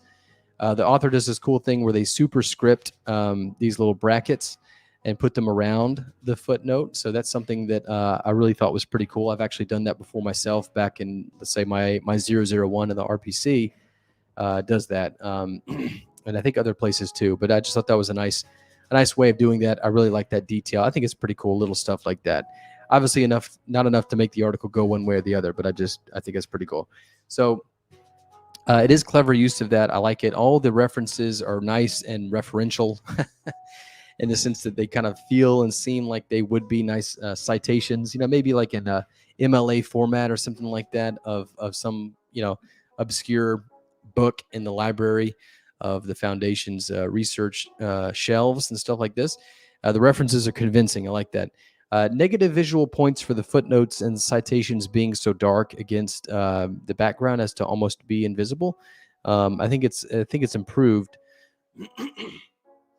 but just this darkness, especially on something like mobile, it really can be hard to see at times, I think. But it looks like maybe this was improved, or at least it looks a little better on this browser that I'm on now.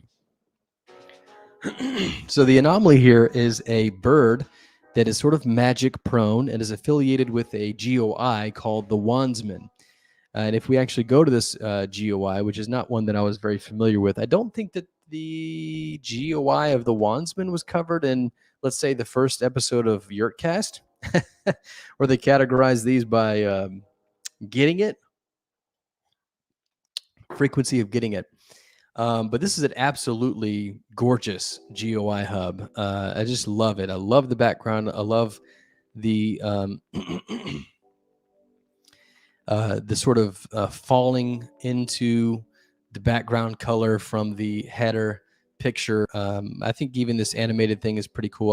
I love the logo. I mean, I love the setup of this, the colors, the purple against this dark gray. It's just a beautiful, a gorgeous, absolutely gorgeous hub and CSS theme. So just excellent job to whoever did that. Just that's obviously extracurricular to the article, but just really, really cool looking. The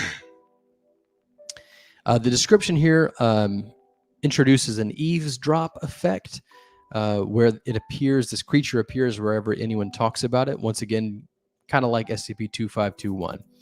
In the first addendum here, essentially a discovery. It's a bit humorous without getting too zany.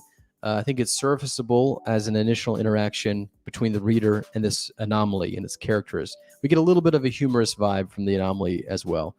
I think the rhythm here is at an exciting beats per minute with really good pacing leading you through that with solid points of contact to kind of keep you on track with where the article wants you to go and when. There's solid interactions between the personnel here. I think it's once again a little bit juvenile, some of the discussion here, but it's fine. I think it's believable, and I do think that the character interaction is good. The second addendum here, I think, is rather bare. There's once again good conversation here and believable characters, but there really isn't. There's barely anything that isn't already gotten by the description prior. This person kind of goes into some detail as to what this anomaly is, and we've kind of already heard that before. So once again, the embellishments of the CSS and the presentation, along with the swift pacing, ultimately lead to this last addendum, which, with all the buildup, seems to end too quickly and with too little going on. You can kind of see just from the link, from the hyperlink here, it tries to sort of buttress the article with a last word cross-link, which I'm shocked to find out actually doesn't go to SCP-2521. It goes to SCP-5316, whatever that is. It's almost as if the article is trying very hard to not make eye contact with SCP-2521, even though it's very similar to it in a lot of ways. While the linked to article, this SCP-5316, it seems like it's a good one. It essentially is a predicate that this article seems to rely upon in order to end well. It doesn't rely on this article that it links to in order to get this article. It doesn't go that far, but it certainly does sort of do that in order to end impactfully and graciously, right? So I'm not going to go read this article, obviously. I don't have time for that. And so a lot of people probably don't know what this article is anyway. So, I mean, it just kind of lands very flat. That's just a compositional decision that you have to make. I hate to say it like this, but there's a really, really good way to do this. And the good way to do it is you basically always end on a hyperlink to a very well-known article. Because that offers the opportunity to kind of retextualize what you've written. If you do it to an article that nobody knows anything about, you're basically asking them to go read that article before you can understand how this ends. So it seems very wayward. It seems very flat. Really misses, I think, at the very end there, which is a bad place to miss. So ultimately, I think this is really a high octane read most of the way, but one that sort of utilizes and sort of spins all that very quickly with no real payoff. It's like kind of watching a lit firecracker just sort of peter out, maybe rise up a little bit, but it kind of just flops. The visuals are way too big for the contents britches as well. There's way too big of visual components going on in this relatively small conceptual article. So this is SCP-6465, and I think we're firmly in the meh. I don't think it's bad. I think it just has some real missed opportunities, and doesn't really rise to anything above that. Okay, and that's that one for that. So a couple more. We are going to go to SCP-6873. See what this is. We're going to have a good time with this article.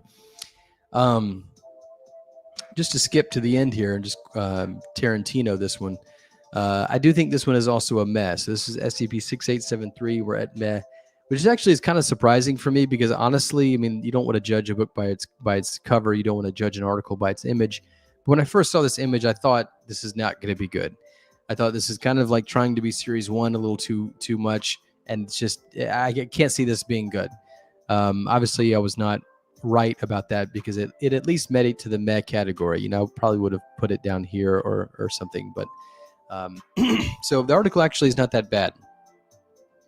Just getting into it, the conprocs I think are kind of blasé. Once again, not bad. There's an interesting image there at least. I think the bright red eyes of this thing really pop, and that's certainly catching.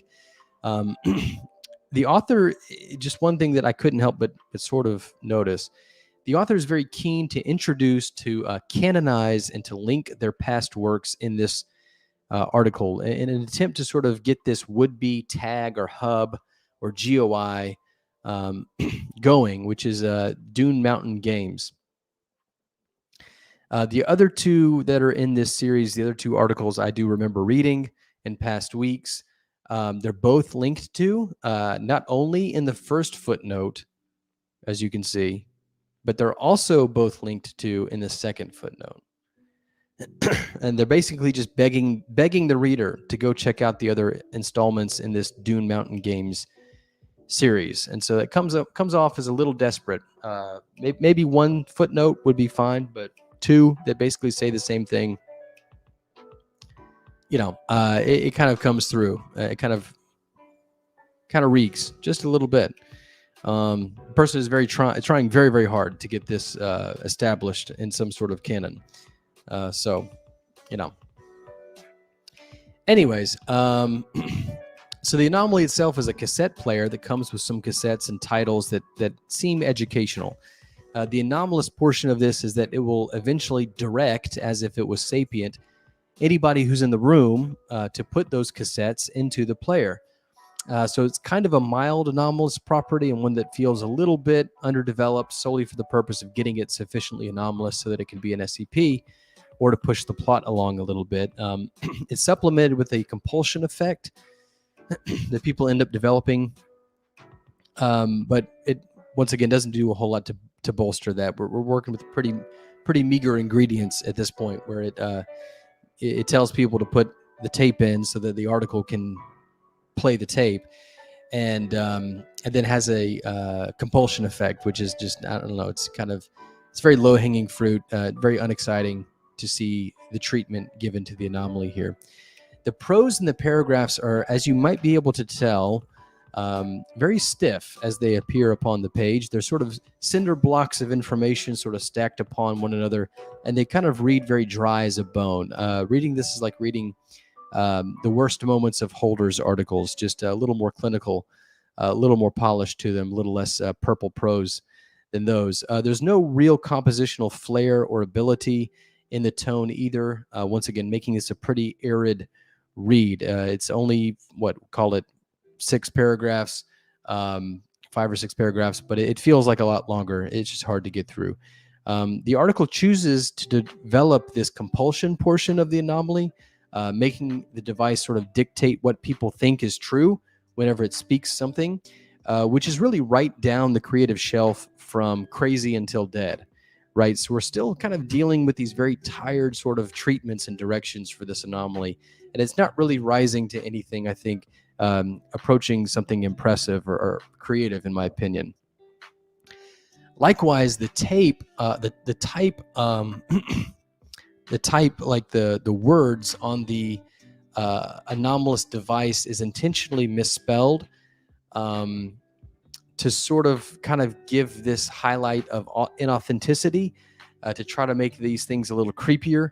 But, we get the same sort of treatment all the time. For example, in Totley Media, a Debut Fools tag and I guess GUI. So it sort of seems, again, to be sort of rewarmed of an idea to add on for the effect of trying to make it a more oppressive dish than it really is. And it's the kind of rewarming where it's still cold in the middle, so it doesn't really even fully warm the article, I think, just certain little pockets and nodes of it. The shortcomings of the article, I think, are significantly helped once we finally get to this last part, which are the excerpts of the audio that the Foundation has recorded from this talking cassette player and the content of the cassettes. We have excerpts of this recorded audio from this device, and the production on these is really, really well done. The recordings themselves have this low fidelity of the recording. It adds to the creepiness, sounds kind of bad quality, but I think intentionally so, and that really works well. And surprisingly, the voice of this robotic anomaly is very, very convincing and jarring. So let me turn this down just a bit, and then we'll kind of listen together for a few of these. Hello, and welcome to Drive-By. Please insert a lesson. Maybe one more. Well, I don't want to play this if it's going to be that loud. I can't adjust the volume? Was that a one-time thing? It was like a one-time thing, wasn't it? I don't want to rest in peace my headphone users, so I'm not going to do this if I can't turn the volume down. But you heard the first one. I think hopefully that was enough gist. Just I was impressed. I thought this was going to be really bad. I'm always excited to see audio media. I thought this one was going to be really bad, but it was actually really surprising. I think it works really well. So excellent work in the audio. I think it elevates the article from so bad I didn't finish to meh. Just right there. I think that certainly is sufficient. There's a lot of work that goes into this. Obviously, it's not a good reason to really count something as good or praiseworthy, but I think it really, really, the hard work that went into that, I'm sure, really, really pays off. Really, really not steps this whole thing up a notch, I think. So maybe check out this article. It's not too long. Like I said, the actual prose is pretty blasé, pretty beige. But it does get very colorful and exciting once you get down to these audio logs. So check it out. Definitely check out the audio. Maybe give the whole thing a read while you're there. Okay. So like I said, meh for this article. That's a real comeback for this article. So that's actually quite a compliment. I think the author should be proud of that, honestly. I know it doesn't seem like it. All right. The very last one is an actual Series 4. We kind of mentioned this earlier, but this is an Communism Will Win, X-Akumoi, X-Scantron slot that for some reason was given up. I don't know the reasons behind that. I don't really care, I guess. But anyway, so this is one of two Series 4 articles that opened up for this reason. So the conprocs here are good enough. Some detail in the testing parameters that has a fun little cover company of the Foundation. I'm always happy to see these. This one is called Safe and Clean Pools. Obviously SCP going on there. So we get that it's a pool. And of course the image of this actually helps too. So the anomaly itself in the description is an interdimensional portal. So it ends up being a portal to another dimension that is accessed via sort of a ritualistic fashion, reminiscent of diving into the pool. And so, of course, that really gets everything that we need so that we can quickly get into an exploration log. So here we go. So there's a lot of muck and mire here grammatically. So, for example, the first begin log is not capitalized. It just looks really amateurish sitting out there with no capital on that B. It looks odd, all lowercased. There's a bit of fridge creepy in here, in that the testing subjects who the Foundation puts, looking at this pool and telling them when there's no water into it to dive, into the pool. There's a little bit of fridge logic in that. It's a little kind of a creepy. Those test subjects better hope that the dimensionality of this anomaly works, because otherwise they're surely going to crack their neck diving headfirst into an empty pool. If you look at the description, it says that the individual must dive into SCP-3202 from the diving board. So these people are diving into, I guess, a pool. In the image, it looks like it hasn't been filled up yet, but I hope that this has been filled up with water by the time they're doing this, because that would be kind of cruel. But I think it is an interesting little moment of creepiness that is potentially here that we could kind of spend a little bit of time with. But the moment is really glossed over very supremely quickly by the author, and that inherent potential, I think, in that idea sort of kind of being missed for whatever reason or the other. In addition, the description says the subject must dive from the diving board into the pool in order for the dimensionality thing to kick in. And yet, in our first exploration log, the guy we see, the D class who's doing this, does a cannonball, shouting it even like a 10-year-old would. And I suppose that's because it's kind of cheeky to the author. But anyway, this sort of idea, that's kind of a little gist and a microcosm of the tone of the rest of the article. It sort of kind of continues when, right after that jump into the pool, the D-class's first comments are, "Crap, I lost my trunks, and you guys better blur out my junk." And then to make it worse, that would be probably okay, because obviously in universe, the Foundation can't control what the D-class says. Maybe there is a D-class out there who would say that. You never know. That's fine. But the problem is that the Foundation, the author makes the Foundation in on the idiocy in footnote 1, where the Foundation is just as dumb and distracted enough to make a footnote about the guy losing his trunks, noting that they haven't been recovered. So, I mean, it's just sort of this kind of like this really, haha, okay, kind of attempt there that I think misses pretty badly. So anyway, we wade through the rest of the article here. Some interesting imagery, as if the pool was grenaded conceptually and came across, a larger field for it to play in. And that's really what we see. So we get to kind of the crux line of the anomaly here that I found, that I think basically is the whole anomaly in a nutshell. And here it is. I think this pool is trying to be an ocean. Okay. And so that's really the whole article, is basically the author making sort of like these acid trip sort of analogies between pool paraphernalia and marine life that you would see in a beach-like setting. So, for example, little maybe worms or a little scurrying thing along the bottom of the ocean are Band-Aids in this article, like Band-Aids that you would accidentally step on in a pool. That's kind of gross. The Band-Aids are like starfish. I think the pool is trying to be an ocean. It really goes on and on and on and on like this. So you have it's almost like if somebody, like I said, had an acid trip and they were at a pool at the beach, and these ideas sort of melted together. That's kind of what this article is all about, really. And then the characterization of the article is very reminiscent of something like, it's really the characterization of the article, but more so it's the characterization of this D-class, who is really the pseudo-tagonist of this whole thing. This D-class is very reminiscent of someone like Gumball or like SpongeBob, Gumball cartoon character. This guy, The Amazing World of Gumball, right? Gumball Watterson. This is basically the character of the D-class here. You could almost put SpongeBob in, and it would be cast perfectly. Just not my kind of characterization, not my kind of read. And then as we go through this exploration log, most of it is blocking and direction. You can see most of the text is in these brackets, which is blocking, which is telling, details, sort of, action, and just very, very sparsely sort of interrupted with, a few lines here and there by the D class. sort of these observation points and these grunts that the protagonist will give.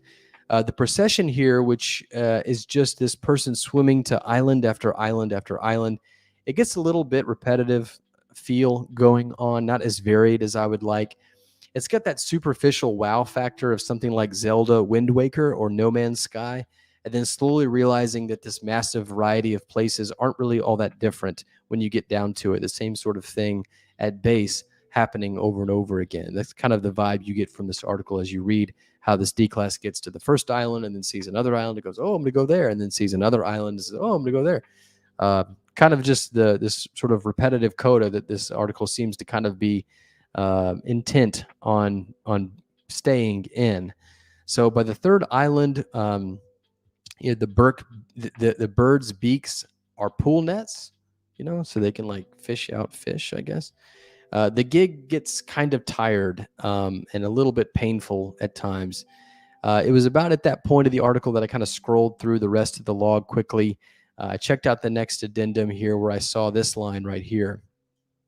And this is part of the actual documentation. Keep in mind, this is not like a character saying something. This is actually part of the documentation here. So let's see. Yada yada yada. The D class came back. He got attacked by some creature that I'm sure has analogy with a pool somehow. He was found with snack foods. He was not, however, wearing swimming trunks.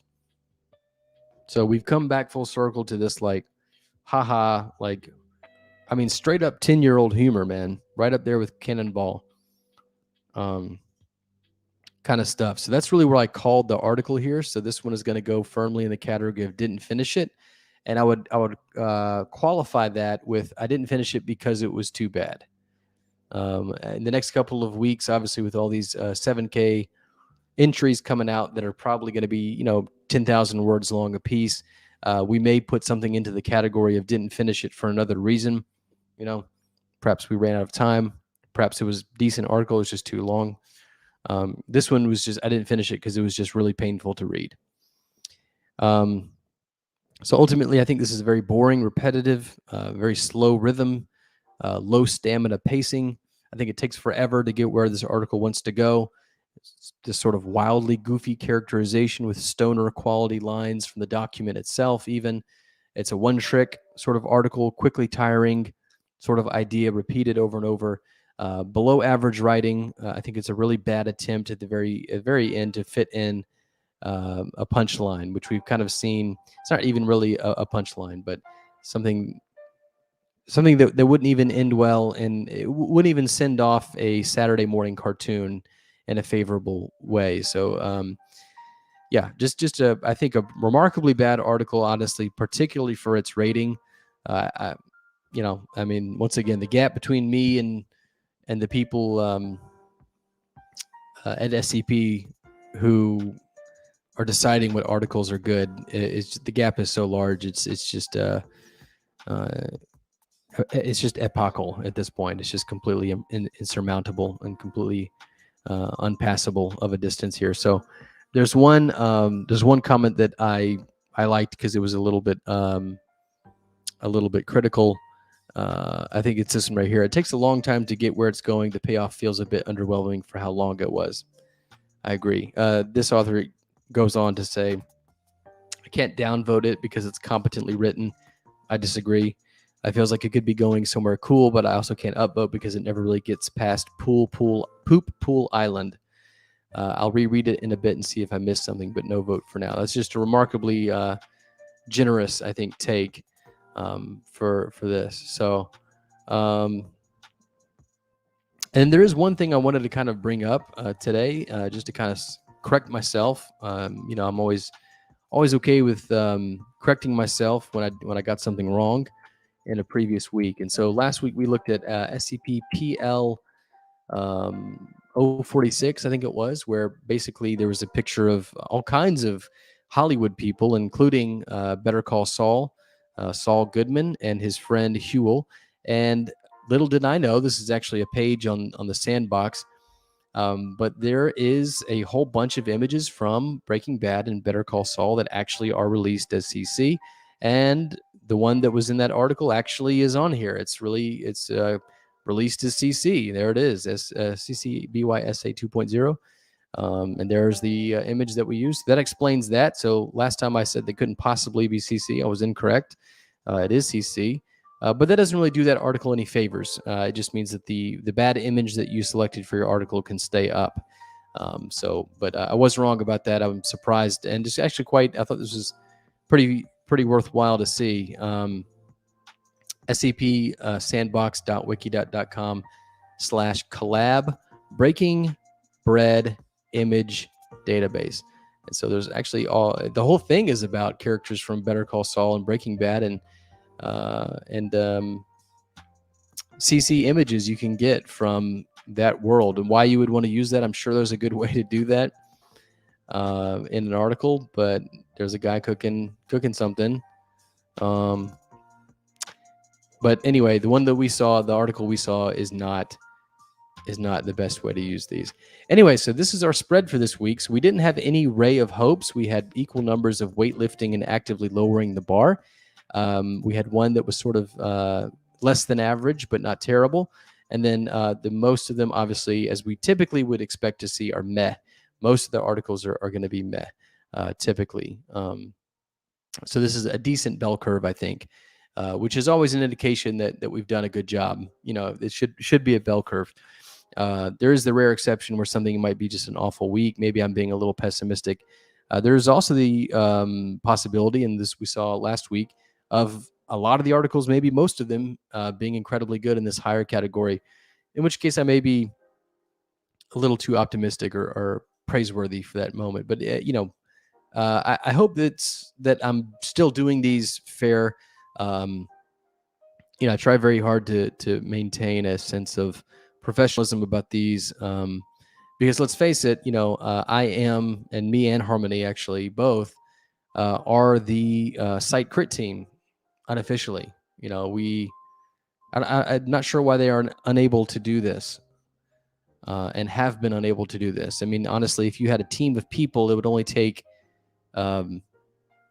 maybe each person doing 1 or 2 articles a week of this, just doing what we're doing here on a weekly basis. And here we are, 2 people doing all the work. It's just odd to me that can't be done on the wiki. I think it ultimately has to attest to the jumbled up priorities of the site, where really writing and feedback and what I'm trying to do, which is maybe point out things to people and educate people and maybe get them to write a little better here and there, doesn't seem to be high on the priority list for the staff at SCP Foundation Wiki. But that's okay. That's why I can do this. That's really why I do this. Really, really opens the door for me, doesn't it? All right. So that's it for tonight. Really short night. So thanks for joining. Thanks for watching. Next week is going to be just an absolute, oops, I still have the intermission thing up here the whole time. My bad. Yeah, it's going to be an absolute stampede of articles. It's going to be very, very difficult to keep up with. So you may see more guests on next week. We're certainly going to reach out. If you would be interested, I doubt it, but if you would be interested, anybody who's watching this, to join, perhaps even anonymously, so you can retain your political inclusion and social inclusion with something like the SCP Wiki and its spaces. If you'd like to join in, even write in, ask if you could take a few articles. I'll assign you some and I'll read your notes or something like that. That'd be fine. We're going to reach out and try to get some help, because we just have a feeling that this is going to be bad. But in the best of ways. In the best of ways. I really, honestly, am very excited about these 7K entries. Haven't read many drafts. I kind of didn't want to, before it got going. But I really am excited. I know that by the end of it, we'll have some really, really excellent articles to celebrate and to be happy about, and should have a really good winner, I think, ultimately. So usually the wiki gets it pretty right. So anyway, appreciate it. The next time I'll be back on, we're not doing anything this weekend. So next time I'll be back on will be Tuesday night. That'll be the only night in the week that we do those reaction streams from now on, just for my own benefit and my own sanity and things like that. And yeah, so look on Sunday. Everything that we just covered article-wise will be synopsized in 5 words each, 5 words per article. We'll do it in less than 2 minutes, usually less than a minute. And that'll go up on the Confic Magazine YouTube, probably Sunday or Monday. So just check that out. Just a fun little thing, kind of a tradition that we've been doing. Might as well, since we're covering all these in detail, right? Doesn't take a lot of time to make, particularly relative to something like this, which I appreciate you sticking through. Thank you very, very much. Y'all have a great night. This has been SCP CRP, aka Like a Lepers. I want to thank once again Harmony for coming on and doing some of the work for us. Really appreciate that. Always love to hear that commentary. That's very nice. Y'all, take it easy. Have a good night.